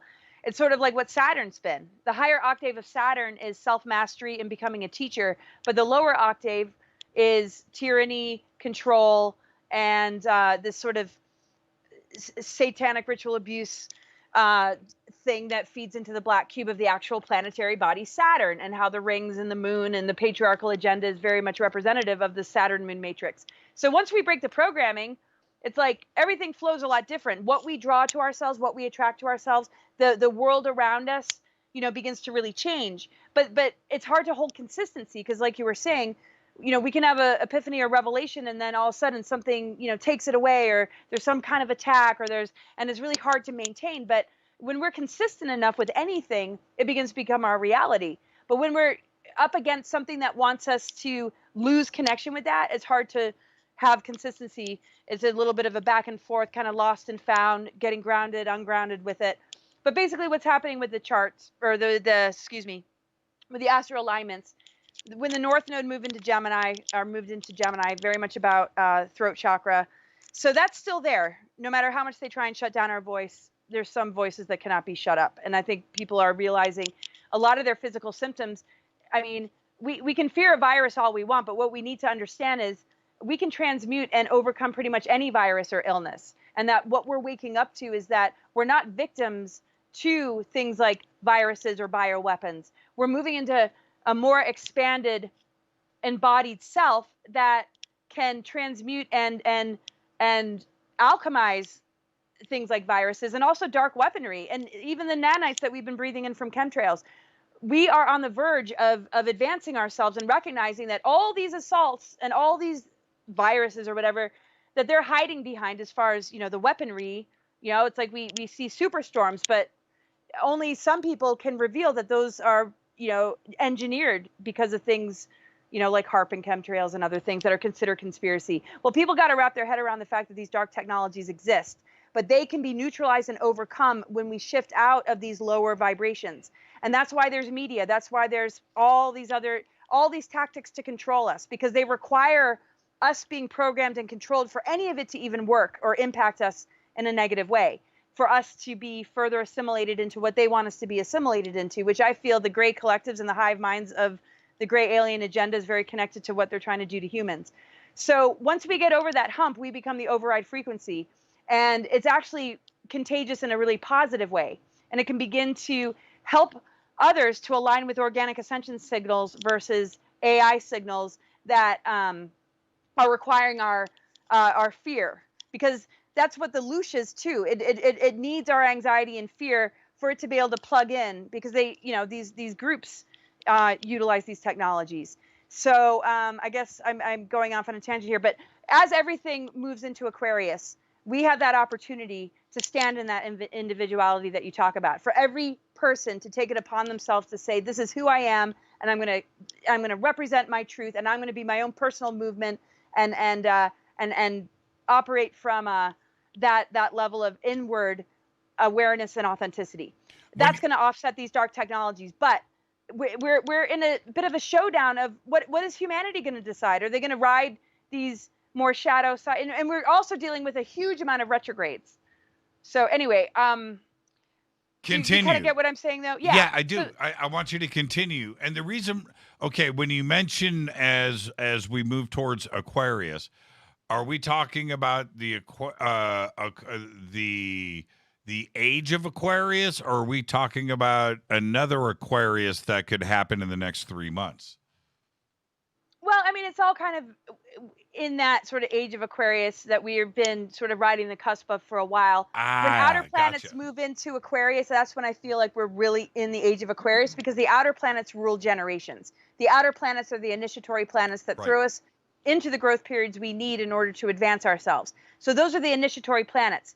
On a collective level, we're dealing with a major initiation of letting go of the old paradigm, deprogramming ourselves, getting to the higher octave of Saturn through being willing to gain self-mastery due to the trials and tribulations and adversities of life. I mean, we can only become masters when we face adversity and we take the higher road, right? And if not, then we're still owned and enslaved, because in those times of adversity, we choose fear instead of empowerment. And that's what they're trying to do, so that we stay locked in the old paradigm, and the plans that they've enacted and that they've put in place from a long, long time ago, 26,000 years ago, I would say, and also 5,500 years ago, especially when we really lost our galactic memories, and we weren't able to really think clearly because everything turned to junk, and sciences have been validating that it's junk, and we have a huge lost history that has been like kept from us. So this 2020, there's lots of retrogrades, but Pluto, is on its way into Aquarius, and Saturn has made its way into Aquarius. And by the end of the year, we're going to really be seeing, are we dealing with forced vaccinations and more dark technology, which is the shadow of Aquarius, Uranus? Or have people done enough inner work to have that breakthrough that says, if I think for myself, I can offset force, I can offset fear, I can offset needing to get pulled into some sort of belief system or group mind energy that would make one susceptible. So the question is, are we at the mercy of other people waking up, or is our individual awakening enough to protect us? Well, I say so, yes, because it'll help with the synchronicities and the flow to keep us, where we need to be.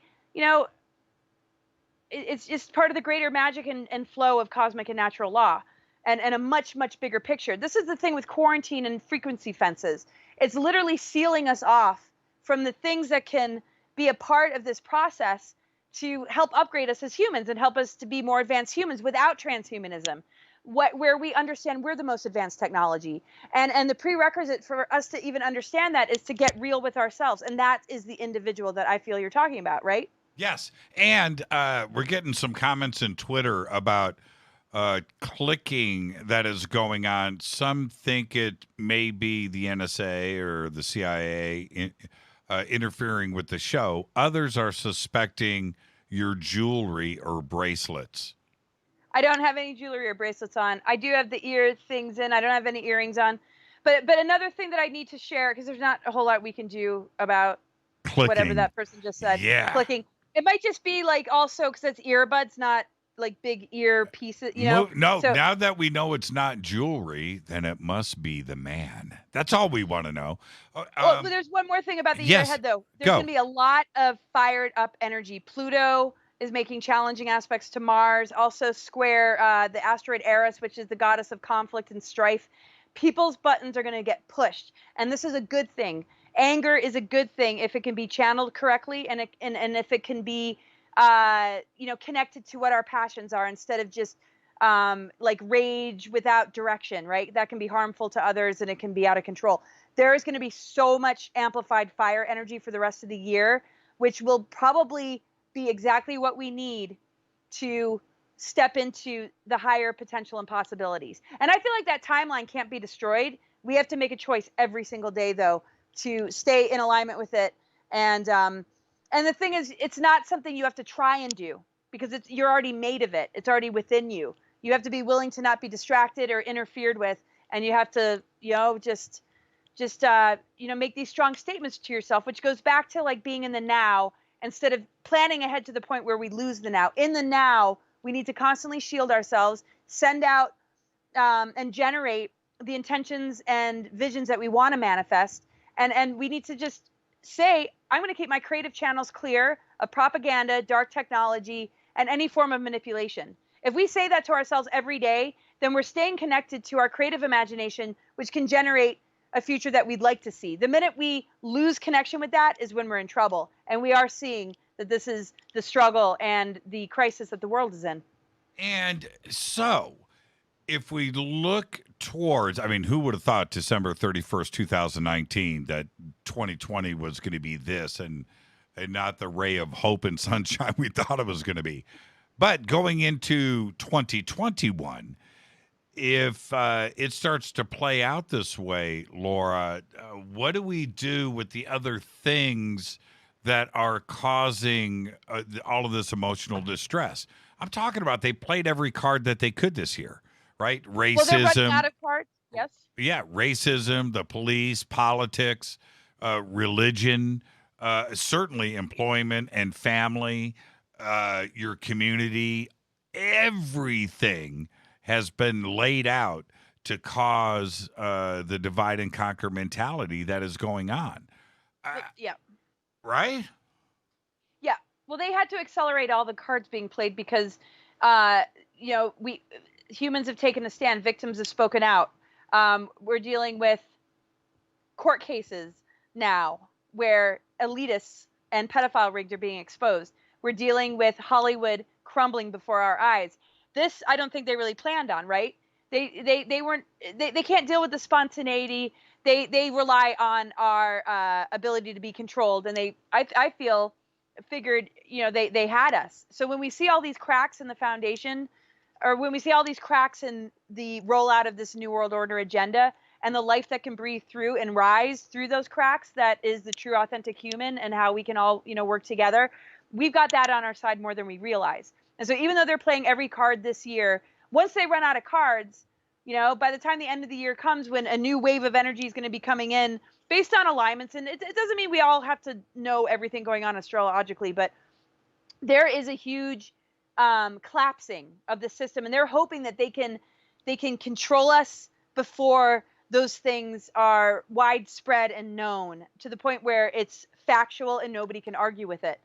So they're doing this real quick and masking us as a symbol of shut them up, shut it down, censor it all. Man, we're in trouble. We better play every card, and it's almost like it's out of control. The methodical approach is no longer gonna work for them. So the fact that they're doing it probably in a different way than originally planned is good for us. That's a good thing, because they're exhausting themselves and shooting themselves in the foot constantly along the way. And we know that most people wearing a mask are probably made to, and they don't want to. And I see a big surge, and the level of rage, divine righteous rage, that's rising in order to,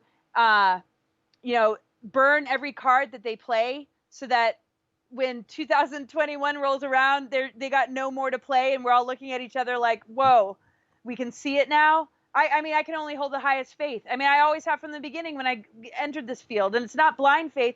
I truly believe in the power of the human spirit, and that we got this. Yeah, and see, this is what's nuts. 5 years ago, when the world went through the fake news reality, right? How's that for a paradox? But the fake news reality, I thought everybody was about to wake up and realize how we were being manipulated, and you can't believe, just because it's on the internet, right? Just because. Well, we went right to amnesia, Laura. We went right back into it. We went right back.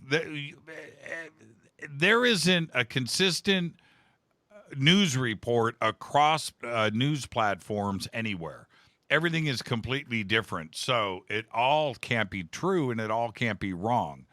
It's very strange, but nobody wants to talk about it. Nobody wants to call the media to task, or Facebook, or Twitter, or YouTube for that matter. It's very strange. Amnesia. We went right back to our old ways. And this is the other thing. I've got 2 minutes. We've got an election coming up, right? We've got an election. Yeah. This year's not over, folks. And if you thought the level of crazy was done, we've got an election coming up, and it is going to get nuttier. And you don't know what to believe, and now we've got everything else to write out for the next 3 months. It's crazy to me. Right. Well, amnesia is from being thrown back into survival. When we're in a survival chakra, we can't think clearly. We forget things. We don't remember. We're just in fight or flight. So if we can keep a grip on that survival energy and amplify the great aspects of ourselves, our capacity to dream and co-create this reality, and really come together and heal and realign our priorities with what's our soul is calling us to do, instead of what we're being told to do and dictated to do and expected to do, then we got this. But enough people have to kind of realize it for us to experience it on a collective level. Let's take our break right here. Our guest tonight, Laura Eisenhower. The Return. I'm your host, Jimmy Church. You can follow me on Twitter at JChurchRadio. You can follow Laura at Laura Magdalena 4. We've got all the links up right there in our feed. Stay with us. We'll be right back. Hi, everybody. This is Rob Halford. the Metal God on JimmyChurchRadio.com. This is KGRA Digital Broadcasting Station. Salt Lake City, Utah. Van Buren, Arkansas. Why is it we're not very good with our health regimen until it's too late? We don't put oil in the car until the engine blows up. When the body's out of balance, your health is not so good. Give your body some love. Log on to GetTheT.com. That's GetTheT.com. Try our Life Change Tea, which cleanses you from harmful intruders. A clean colon is one of the ways to bring the body in balance. We also carry organic supplements to help you get where you need to go. So do your body a favor. Log on to GetTheT.com. That's GetTheT.com. You can even visit our sales page to save some dough. Does anybody call money dough anymore? Anyway, if you're looking for short, helpful health tips, go to YouTube and punch in Health Matters Now. That's Health Matters Now. So, log on to GetTheT.com, shop, get balanced, then learn some cool tips at Health Matters Now. You'll be glad you did. That's GetTheT.com. Your contact for current news and trending topics. KGRARadio.com. This is Jimmy Church of Fade to Black, and I only drink Fade to Black blend coffee from Rivermoon. Just click on the Rivermoon Coffee banner at jimmychurchradio.com. Promo code F2B Blend. Let's face it, you've always wanted to do a sky watch and see your first UFO. Today, it's easy. Just get your own HP7 3B Cobalt Jimmy Church Edition night vision goggles from Hoffman's Optics. This is the same U.S. military system that I use, featuring a Generation 3 blue phosphor image tube. That's right, it's blue, not black and green. This is the only blue system in the world, and it's waterproof, lightweight, combat-proof, simple to use, and ready to go. Hoffman's Optics help create night vision sky watches, and now you can see what everyone has been talking about each night from your own backyard. Just call 760-231-9929. That's 760-231-9929. You can click on the banners on our site or visit UFOnightvisiongoggles.com. That's UFOnightvisiongoggles.com. Go back, Lee Tappy. This is the only way forward. This is Fade to Black. Make contact. KGRARadio.com. Did you know that when you're on the road with limited data or Wi-Fi available, you can still listen to every minute of Fade to Black by just calling 605-562-4482. No smartphone, app, or internet needed. It saves your data plan and no extra cost if you have unlimited minutes. Just call 605-562-4482. You can listen to me, Jimmy Church, on any phone, anytime, anywhere. Go back, Lee Tappy. Telepath is a weekly digital newsletter filled with the latest paranormal news, trending topics, and fresh articles from some of the most popular critical thinkers in the community today. Stay informed on your favorite paranormal podcasts and live streaming talk shows. Interact with the Telepath and upload your paranormal story or pics. It could be featured in an upcoming edition. Sign up right now for the free Telepath newsletter at paranormal.radio. That's paranormal.radio.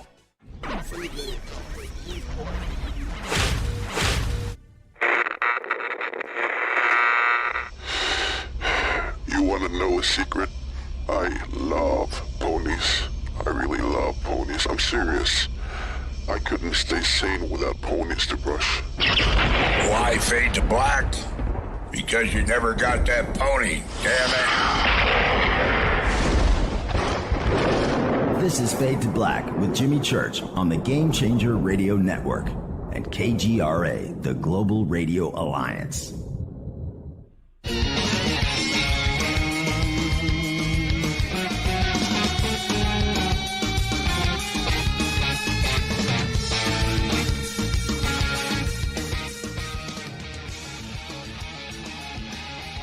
Welcome back, Fade to Black. Sorry for the delay. I was tweeting. I can tweet during the break. Our guest tonight, Laura Eisenhower. Now, Laura, I want to shift gears. I want to talk UFOs for a second. Laura's got me on Yep. mute. She's muting again. I want to talk UFOs. And the reason I want to go there is, and I know that you follow what's going on, and with the media, right, specifically the New York Times, and then that flows over to Fox, and it leans into CNN and the rest of the media outlets. A lot of chatter has been going down over the last couple of weeks. And the New York Times last week printed a pretty interesting story from Leslie Kean and Ralph Blumenthal, making some pretty extraordinary claims based on fact that the United States government had crashed flying saucers. Now, we have been talking about that for decades in the UFO community. No new news here. But to have the New York Times print that article and make these statements as fact, that's a big jump. That's a big leap. And then the next day, the New York Times retracted it, right? And said, no, that's not exactly what was said. And they gave us a new set of statements, which were contradicting what was released the day before. But this is another manipulation of the masses, right? You put the story out there, everybody picks up on it. The other news outlets print the story. United States has crashed flying saucers, and the retractions are there. This is the man manipulating the world about crashed flying saucers, isn't it? Yeah. I mean, it's like there's a bit of an expectation, well, more than an expectation of some level of disclosure. And I do feel there are competing agendas connected to how disclosure is going to look. So I don't know if these are arguments behind the scenes and or just the tactic like that we see all the time of we'll say this and then we'll retract it. And this is so psychologically damaging because when you think about it, we're in relationship with everything. And the level of deceit and betrayal that we go through on a daily level, the fact that there's so much of that we face in the outer world, I mean, it's traumatizing people's ability to know what to trust and what's real, right? Yes. Yeah, and that clicking just came through loud and clear. So if you moved, Laura, if you did something, there might be a short in or something, but you've got to watch your movement because that was really loud. Okay. All right. Yeah, it is manipulation of the masses. And the retractions, Laura, that were there, they don't matter. Nobody's going to read the retractions. And all of the news outlets around the world that ran with the story, they're not going to print the retractions. It's not their fault. It's the New York Times' fault. And that's really it, right? And is the man, when I say the man, I'm saying this in a broad scope. There's something in play here, and I don't know what it is. But they know that once it's out there, it's going to spread, it's going to go viral. What happens later happens later. That's not important to them. This is a controlled agenda. Is this part of disclosure, or is there something bigger going on with this type of reveal? I feel like full disclosure has happened amongst researchers and experiencers, and it's all out there. And because those individuals don't have much of a say as far as what gets released to the public, most of what we're seeing come through the media is either, partially about warming them up or the continual hijacking, right? I mean, it's important that we can feel that, there's good guys on our side, and that, yes, there are things like the White Hats. There are positive military, groups that are, pushing for this, but we're dealing with so much infiltration and multi-level secret space programs that it's really hard to know what's coming from what. But people need to know the disclosure is already out there. You just got to have the willingness to find it. And it's littered with a lot of disinfo and a lot of plants that have made it very difficult to get to the bottom of, what truth is. But this is where, we need to give our mental bodies a bit of a break because, like you said, it's information overload. what disclosures are most important for us to be able to advance ourselves is what the priority should be more than anything else right now.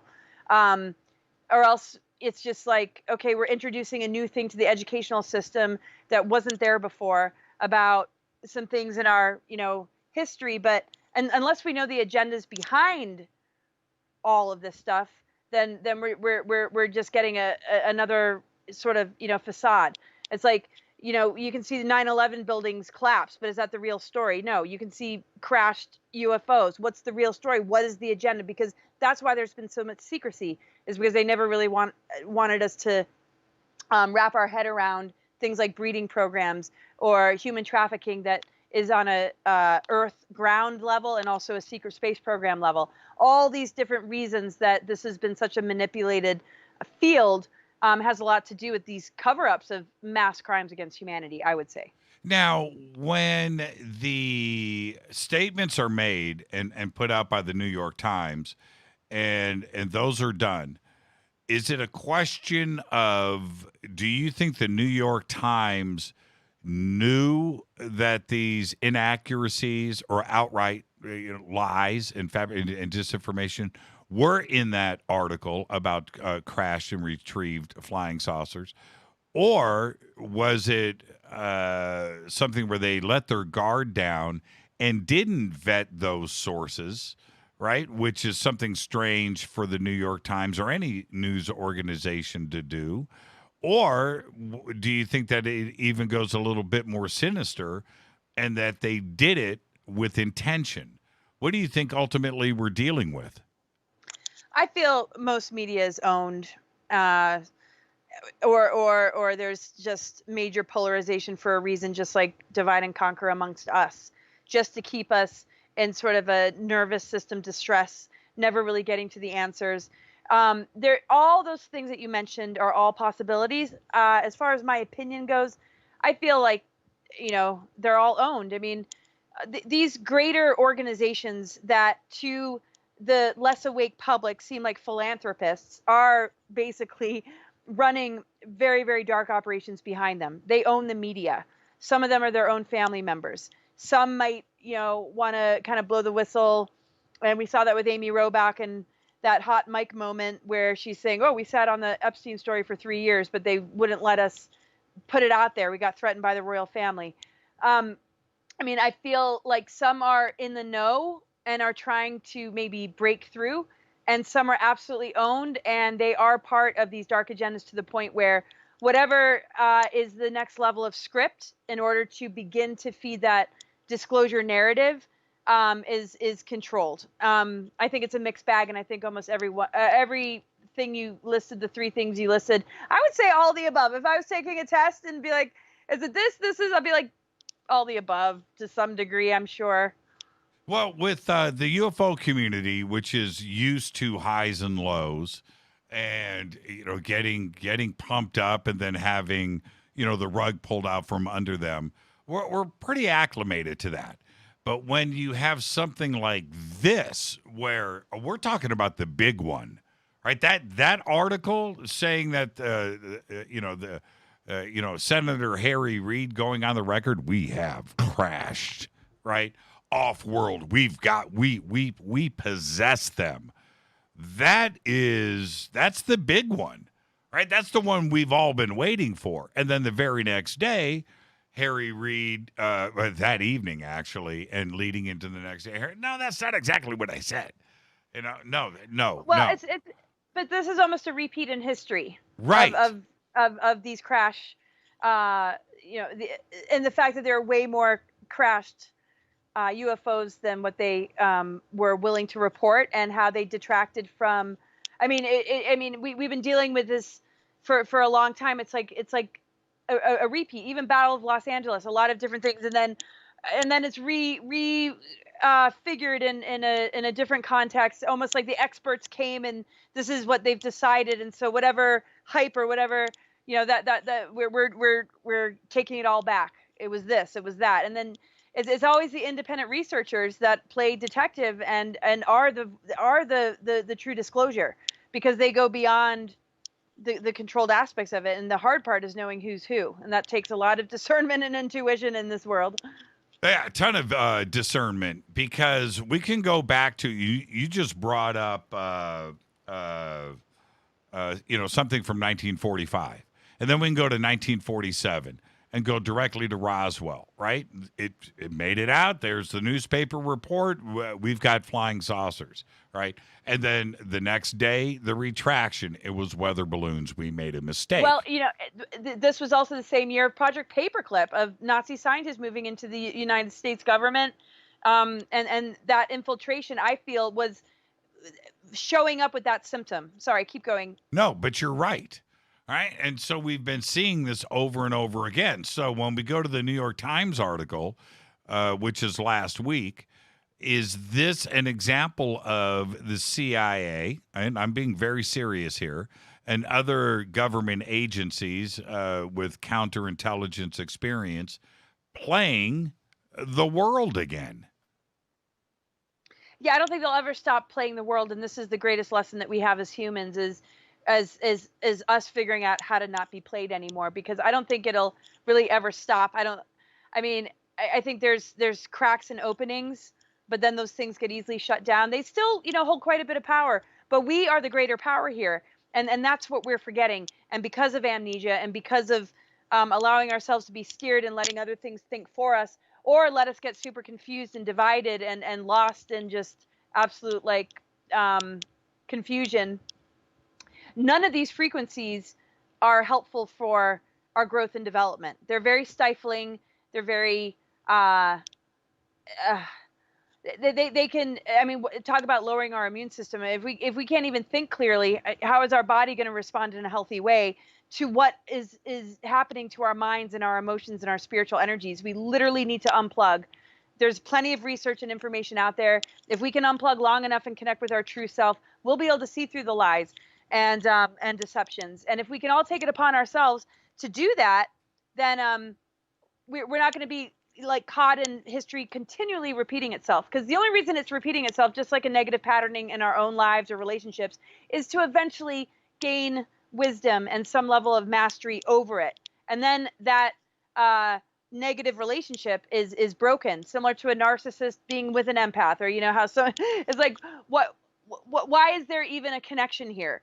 And once one masters the receptive, the plug that's plugging into the part of us that's receptive to it, once we begin to heal that and seal that up, I feel like this is just going to continue to repeat itself. And that is why we keep seeing history repeat itself. Pandemics, false disclosure, being given just a little bit and then having it ripped away, all these different tactics. We have to be the ones that master our response to it and how much we let it play us. Do those that are working the minds right now when it comes to the UFO question, including my own, do you feel that there is something else that is about to happen and I'm talking about with ET, UFOs, intelligence outside of our solar system, I'm being very direct here, that there is something that is about to happen that they know about that is not in their control. And the only way to have some type of control is to do what they're doing now with CNN, Fox, the New York Times, and manipulation of the information. I would say that covers most territory and everything that we're seeing, as there's always an organic version that is helping us to grow and advance ourselves and to heal and to transform and to remember who we are and to recapture our lost history and to, really take a stand. And what that draws to us and how these higher dimensional beings are a part of our higher self. That we're always on the precipice of having real, contact and reconnection with our galactic heritage. We're always on the verge of really experiencing that. So they're always, trying to create, something to delay it, to interfere with it, to distort it, and to give us, the false version so that, So, I think that epitomizes everything, is that they are aware of huge things happening, particularly in this prophesized window period. This whole window period, they've been generating and working on generating artificial timelines thousands of years ago. the global grid system, everything, dark technologies, the Nephilim reversal grid, the manipulation of our DNA. And then, okay, when we see it in the more modern era, Project Mockingbird, Project Paperclip, and infiltration of defense departments, and all these hidden secret space programs, and this larger thing that we're dealing with related to galactic wars we don't even know about, and how that has impacted us. The amnesia is huge. So as long as they can kind of keep us separate from all that through these different tactics, you know, we're stuck in that holographic time loop, which you read in my bio, right? Trying to free us from the holographic time loop. Because really, we're multidimensional. This Earth is multidimensional. 3D is a program. This is actually one of the most unbelievable planets. And what's available to us is beyond anything we could possibly imagine. So there's nothing but powerful waves of huge events and positive, you know, breakthroughs and experiences that we could all be having, that they are literally trying to suppress through entrancing people through media and false movements and also false disclosure. Okay. Now, based on what we are talking about right now, is Kevin in the room? Is he not anymore? Oh, no. He's not listening. Okay. Listen to me, Laura. Are you sitting down? I am. Okay. 4 minutes ago, Elon Musk just tweeted 4 minutes ago, aliens built the pyramids. Uh-huh. Just tweeted. It's already up to 16,000 likes, 3,000 retweets, 2,000 replies in the last 4 minutes. I just retweeted it myself. Nice. And ETs have been a part of our experience since day one. Yes. Yeah. Awesome. You just retweeted it. but this is the manipulation, right? This is the disclosure message, right? This is getting it. Hoarding technology and giving us little breadcrumbs. Here's a little bit of this technology and that technology when they've got their hands on Star Trek technology. It's the same thing with disclosure. Ooh, we're trying to wrap our head around the concept of ETs when they've been with us this whole time. Sorry, go ahead. But He now and just retweeted 3 minutes ago, or just tweeted out 3 minutes ago. This is all happening in real time. So funny. He just said Ramses II was cool. What? Wow. What is going on? What is going on? And remember, talking about the media, okay, Elon Musk has 37,313,420 followers. And he just tweeted out to his 37 million followers, aliens built the pyramids. I mean, what's going on, Laura? What's going on? I can't believe this happened during the show. Well, and it happened. Yeah. It happened while you were making those statements about disclosure and the media, and what may be happening with disclosure that is not in anybody else's control. You got to keep feeding the narrative. You got to keep feeding the message. And then Elon Musk tweets out, aliens built the pyramids. Yeah, that's pretty wild. See, and this is the thing about the collective consciousness and the importance of our voice and the growth period when we were talking about the year ahead, about the throat chakra, about our words are so powerful. It holds a frequency. Either we emulate the mind control viruses through our words by just being locked in that program, which means that we're infected and we're enabling the dark agendas, whether we realize it or not. That is, we're either spreading the mind viruses through our voice or we're bringing in truth, and that frequency can wake up millions of souls at one time, right? So if there's a certain frequency of authenticity and truth coming through, that is the override frequency, and that is why we're, symbolically kind of masked. And yes, there might be a second wave of an even worse sort of bioweapon, but if we can just take this leap in consciousness and see a much larger picture, like what I firmly feel is there's no virus or weapon that can get to us because our frequency is too high and we're too shielded. And so we feed the collective consciousness all the time. Either our participation in the dark agendas and the falsities through allowing ourselves to be a battery and to be siphoned from, or we impact the collective consciousness with truth. And I feel we've got this. And when we make these changes within ourselves, the world has no choice but to reflect back to us that achievement. Doesn't mean that we're not going to be witness to other people struggling with whatever timeline they're on or who they are and what their true identity is. But we can't witness these other possibilities for people and mistake them for our own if we're really doing the work. Let's hold the faith in ourselves, you know? What are you doing for the rest of the year? All the conferences, getting grounded and things. What are your plans for the rest of the year? Well, there were some events I was still encouraged to go to, and I just sort of said, I'm going to lay low. I don't really feel like traveling, and I don't know. I don't really feel like traveling. So there's a lot of online events. I have the Dark to Light show with David Rodriguez, and we have a Patreon. So if people subscribe, that'd be awesome, because we're going to do a lot of interactive stuff. And I'm going to continue doing sessions and readings, and then my own personal stuff with I have a Cosmic Gaia podcast, and just things that are interactive, and you really brought up this point.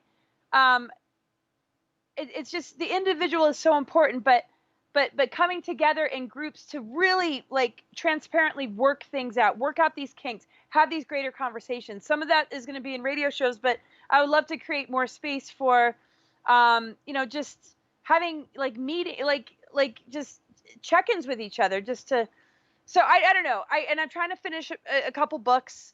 I'm definitely keeping busy. We're looking for some land. I want to invest in healing centers.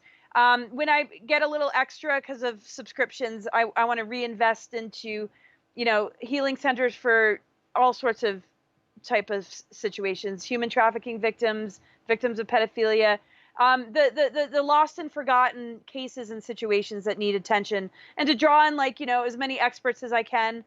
And practitioners that might be able to help. This might take a while, but that's the greater vision that I'm hoping for. And where can everybody easily reach out to you? Well, my website's cosmicgaia.org, and then there's darktolightshow.com, and there's ways to message and get my attention. And I'm more active on Facebook than probably any other, and it's so compromised though, so I look forward to, I don't know. But anyway, you can find me on Facebook under Laura Eisenhower, and I know you mentioned my Twitter account. But once you become a subscriber, it's a lot easier to have direct connect and access to me. I even give people my phone number. They can text me, especially if there's an urgency. But I got to be careful not, spreading myself too thin or taking on too much. So it's usually just for, bigger urgencies. But if you really want to interact, this is what these subscriptions are about. And I just hope we can all get to know each other more and encourage the best to come out of, ourselves, while, staying in the right level of alignment of, humility and just openness to our differences. And sometimes we got to work out the programmings before we get to the true inner treasures. And so let's hold space for each other instead of judgment in that process. Rita just texted me. She said, see if Laura wants to stay over on overtime and take some phone calls. You want to take some phone calls and stay with us for another segment? Sure. We're all in lockdown. We don't have nothing to do we? Right. Okay, let's take a break right here, and I'll open up the phone lines. 747-228-2051. 747-228-2051. You want to hang out with Laura Eisenhower for the last segment? That's how you do it. 747-228-2051. I'm your host, Jimmy Church. This is Fade to Black on the Game Changer Network and KGRA, The Planet. More with Laura going into overtime after this short break. Stay with us.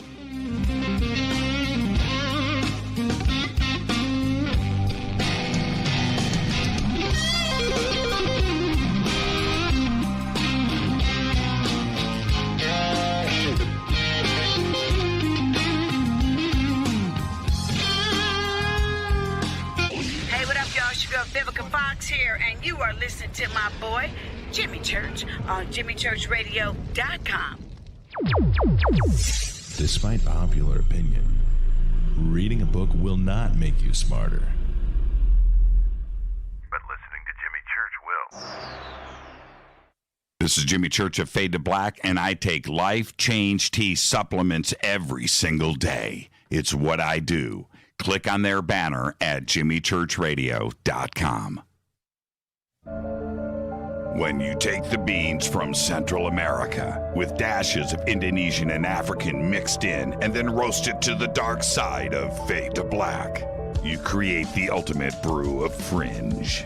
Introducing the Fade to Black blend from Rivermoon Coffee. Yes, Rivermoon's darkest customized roast was created for the love of Fade to Black.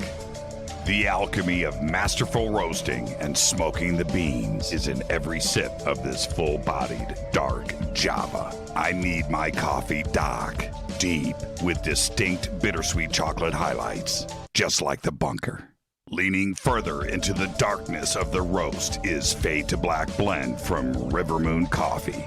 Just click on the banner at jimmychurchradio.com and use the promo code F2BBLEND for 15% off of your order today. Go Beckley Teppy.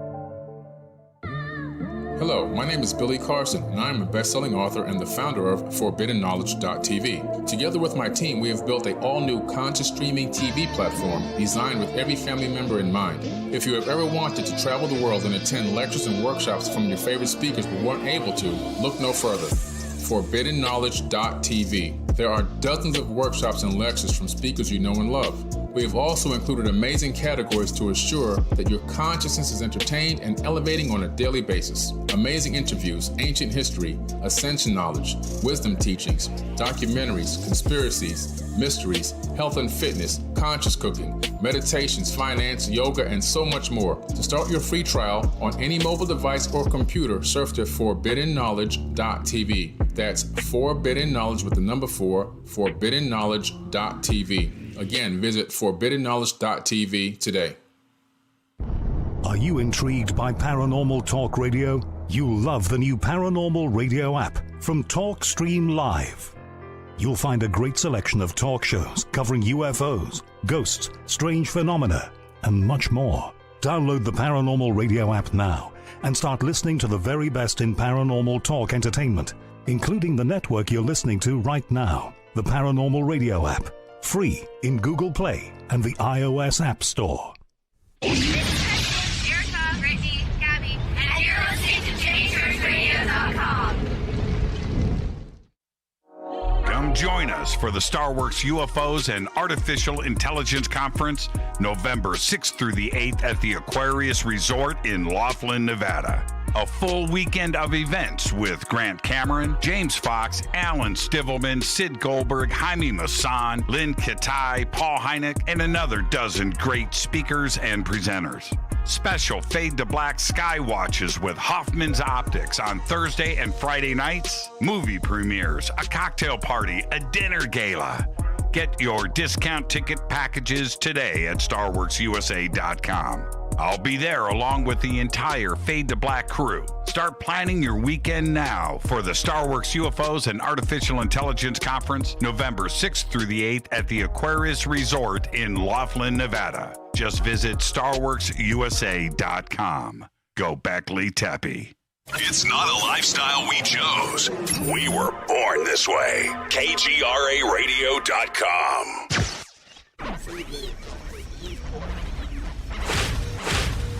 This is KJCR at JimmyChurchRadio.com.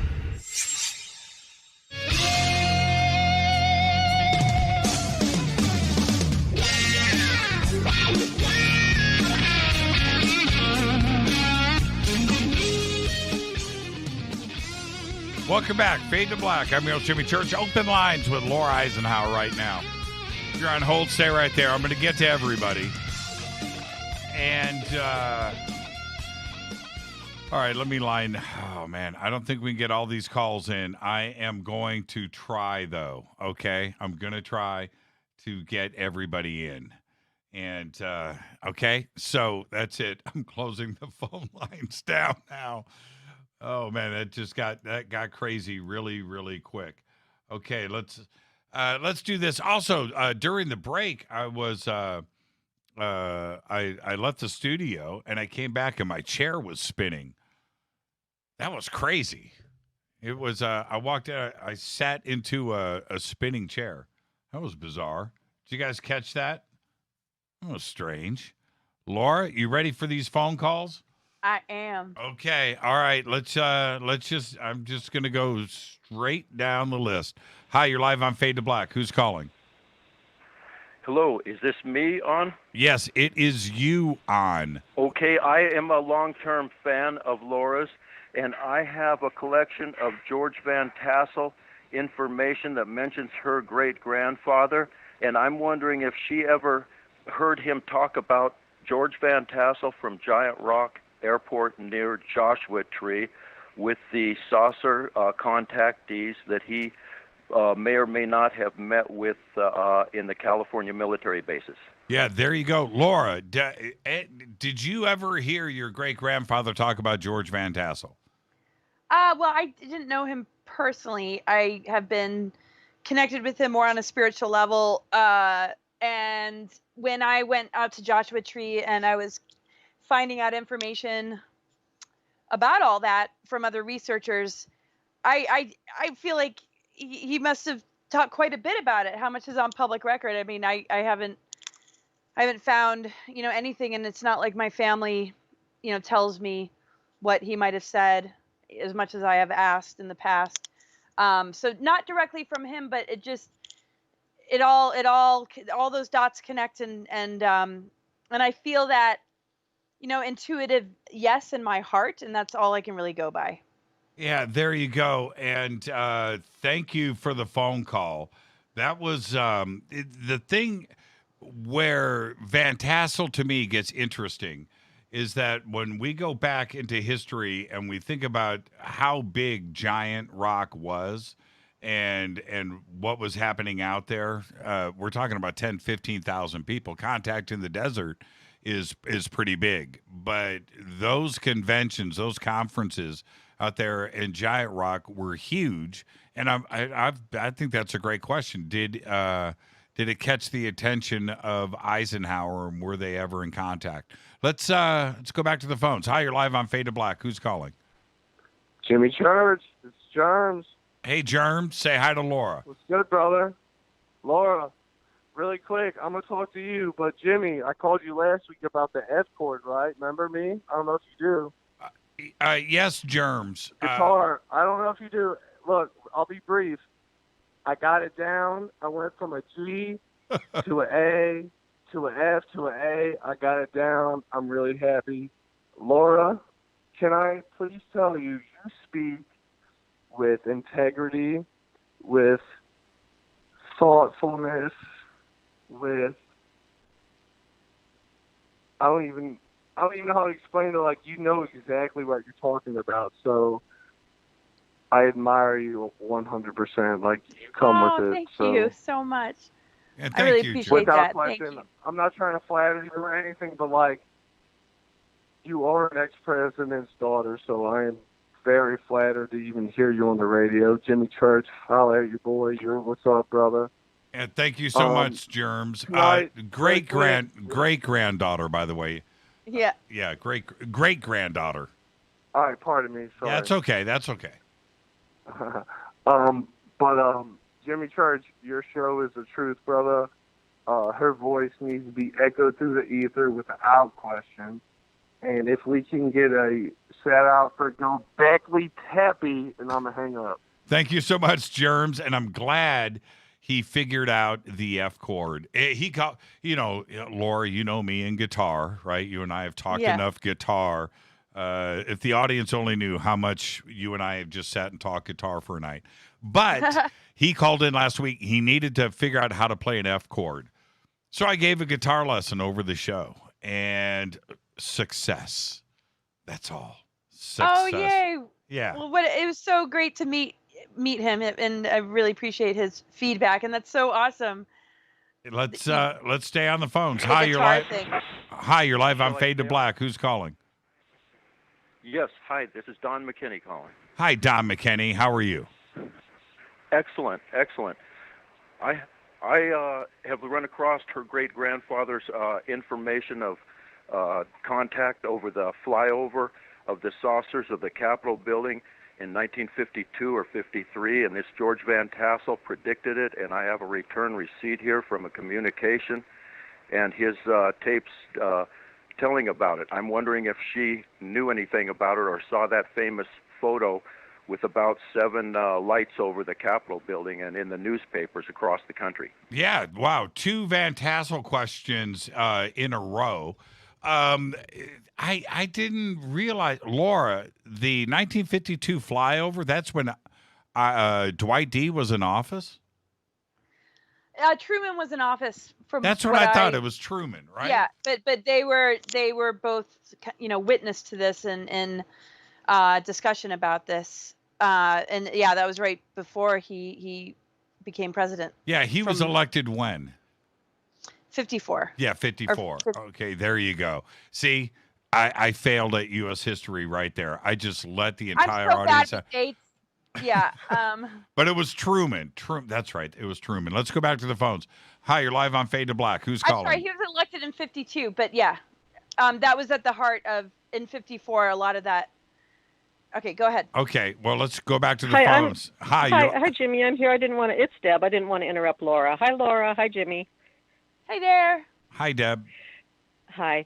Laura, what do you think about this idea? This is what I feel like doing. And let me just make a statement real quick about an experience, and then I'll ask my question.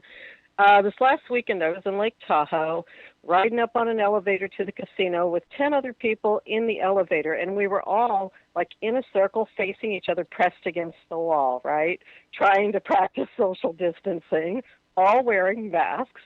And all of a sudden, I just said, how many people in this elevator think this is all bullshit? And I pointed at my mask. If you do lower your mask, and 8 of them lowered their masks. I said, no really? Way. And they all started laughing hysterically. And so my question to you, and we had a conversation when we got up to the casino. So my question to you is, what do you think would happen if we all turned off our TVs, shut off our internet, shut off our phones, and just started living life the way we used to? Wouldn't that make a statement? That would make a huge statement. I mean, because that is the root of the issue. Once our minds are infected, I mean, mind control and social engineering is because when you own the mind, everything else is going to follow. When we free our minds, that's when the world starts to change for the better. And the only way to really do that is to shut this stuff down. Absolutely agree. Yeah. So do you think there's an actual virus, or there ever was, or do you think they've just really monopolized and used it to their advantage to take it to an extreme? I believe that there are bioweapons. It's hard to, say with total confidence what exactly happened in Wuhan. There's a lot of theories and speculation. I do feel that there is something, though. I mean, Cyrus Parsa, who I interviewed, Cyrus A. Parsa, talks a lot about the bioweaponry aspect of it. So he's kind of my go-to as far as the origins of this particular virus. Other individuals, when it comes to a possible second wave and it being way worse than this one, because obviously the manipulation part of it is that they're changing data, they are exacerbating the numbers, and they're slapping this diagnosis on things that have nothing to do with it. I mean, there's so much about this that what I'm getting is that the things that might kill us, whether that's physical or otherwise, are things that we can naturally overcome. So this thing was introduced into the public, and it's not having the effect maybe they were hoping, so they have to manipulate, the news. Depending, though, I mean, because there's a lot of different competing agendas as well. I mean, to me, it's not so much about the virus. It's about the vaccine. It's about enslavement of human consciousness. It's about transhumanism, and it's about a much deeper agenda that's been in the works for quite some time. And whatever they can do, whatever tactics they have in order to assimilate us more and more into this, they'll use. So, all these different cards being played, like we talked about in the show. So I do feel, yes, people are getting sick. There is some kind of virus, but there's viruses and disease agents and bacterias and fungus. I mean, we're in a world that we're exposed to this. Why did this get so amplified to the point of the world shutting down? So I feel like they're sort of in a bit of desperation, hoping to take it to the next level, because you can hear in some of the speeches they make, not speeches, but more conversations or interviews that, oh, well, when the second wave hits, then they'll really learn how to listen and wear those masks. Like little things that you hear that allude to the fact that there's plan after plan, there's level after level of different pieces of this greater rollout to achieve, a particular goal. So it's more about the goal that they're looking to achieve than anything. And there's a lot of different, possibilities that are ahead of us. But this is also, we're on the cusp of taking a huge leap in our human advancement on a consciousness level, which can absolutely obliterate their ability to hook us any more than they already have. And that's what's so fortunate about the amount of exposure of child trafficking rings, pedophilia, and satanic ritual abuse. And the fact that all that is back in the news again is putting our heads back where it needs to be. And this, to me, is a wave that we all need to ride. And then, I feel like ever since I was a kid, I knew that there was a huge New World Order agenda, but I also knew that we had the ability to crush it. But just like Jimmy was talking about, it's sort of surprising that the awakening hasn't happened to enough of a degree to keep us from having to witness the craziness that's going on. But anyway, I don't want to overly talk, but hopefully that answered your question.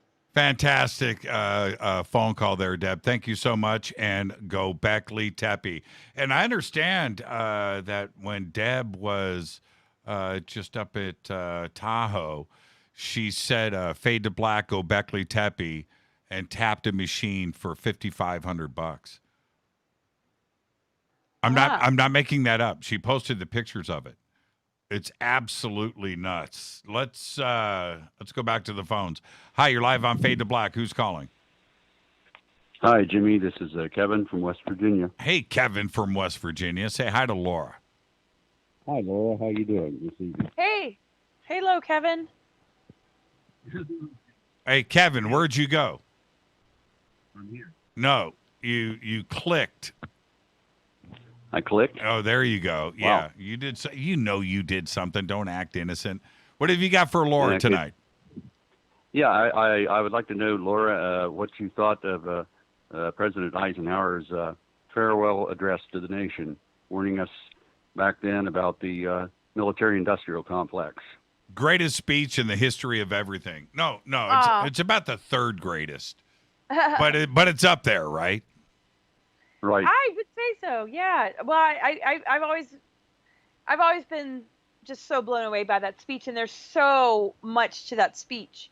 I mean, that's the most famous couple lines, of course. Yeah, but the whole speech scared the crap out of me. Every time I go back and listen to it, it scared the crap out of me, and I can't imagine a modern day president saying that.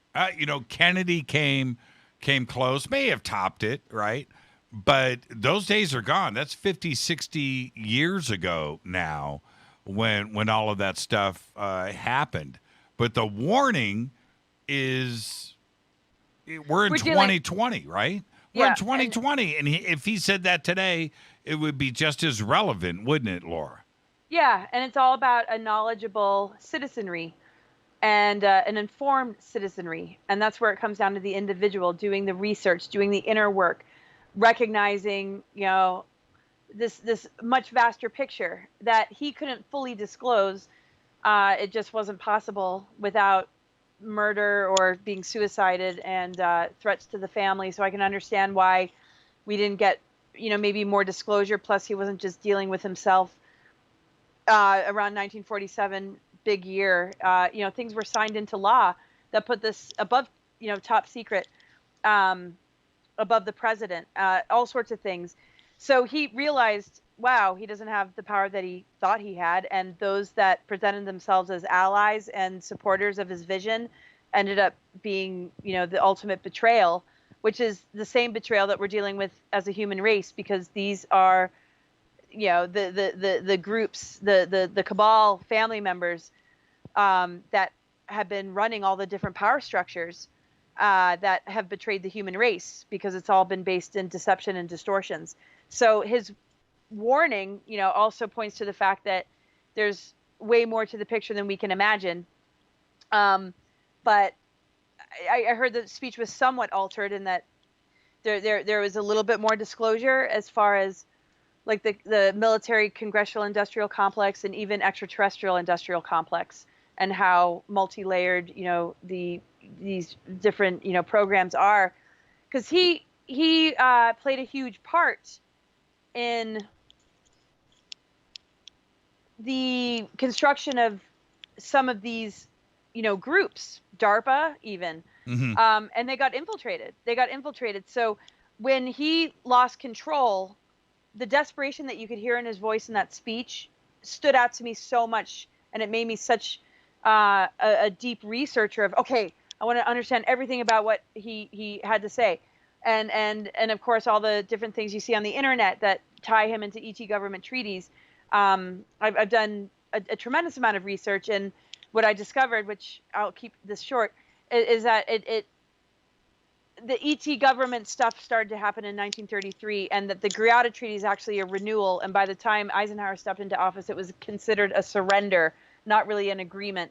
But it's one of the hardest topics and subjects I could have ever signed up for. But, there is that family energy, and I just feel him. I feel his energy, and I was totally okay with, maybe this is an Illuminati family. Maybe I'm going to find out things that are super disturbing, but I'm going to expose it anyway. And I started to, and then I kept digging deeper and deeper and deeper. And I realized, man, what he was up against and what we're all up against. And that's why we need to heed that warning and understand it and do the research, not take controlled disclosure. And I know it takes a lot of time. So a lot of us, hopefully have been able to go through those rabbit holes for you without telling you how to think, just to give you at least a basis in which to begin to have discernment and an open mind. Thank you for the phone call, Kevin, and have a great weekend. You too, Jimmy. Go back, Lee Tappy. Go back, Lee Tappy. That's a great phone call right there. And there's another part, though, which I've always found interesting.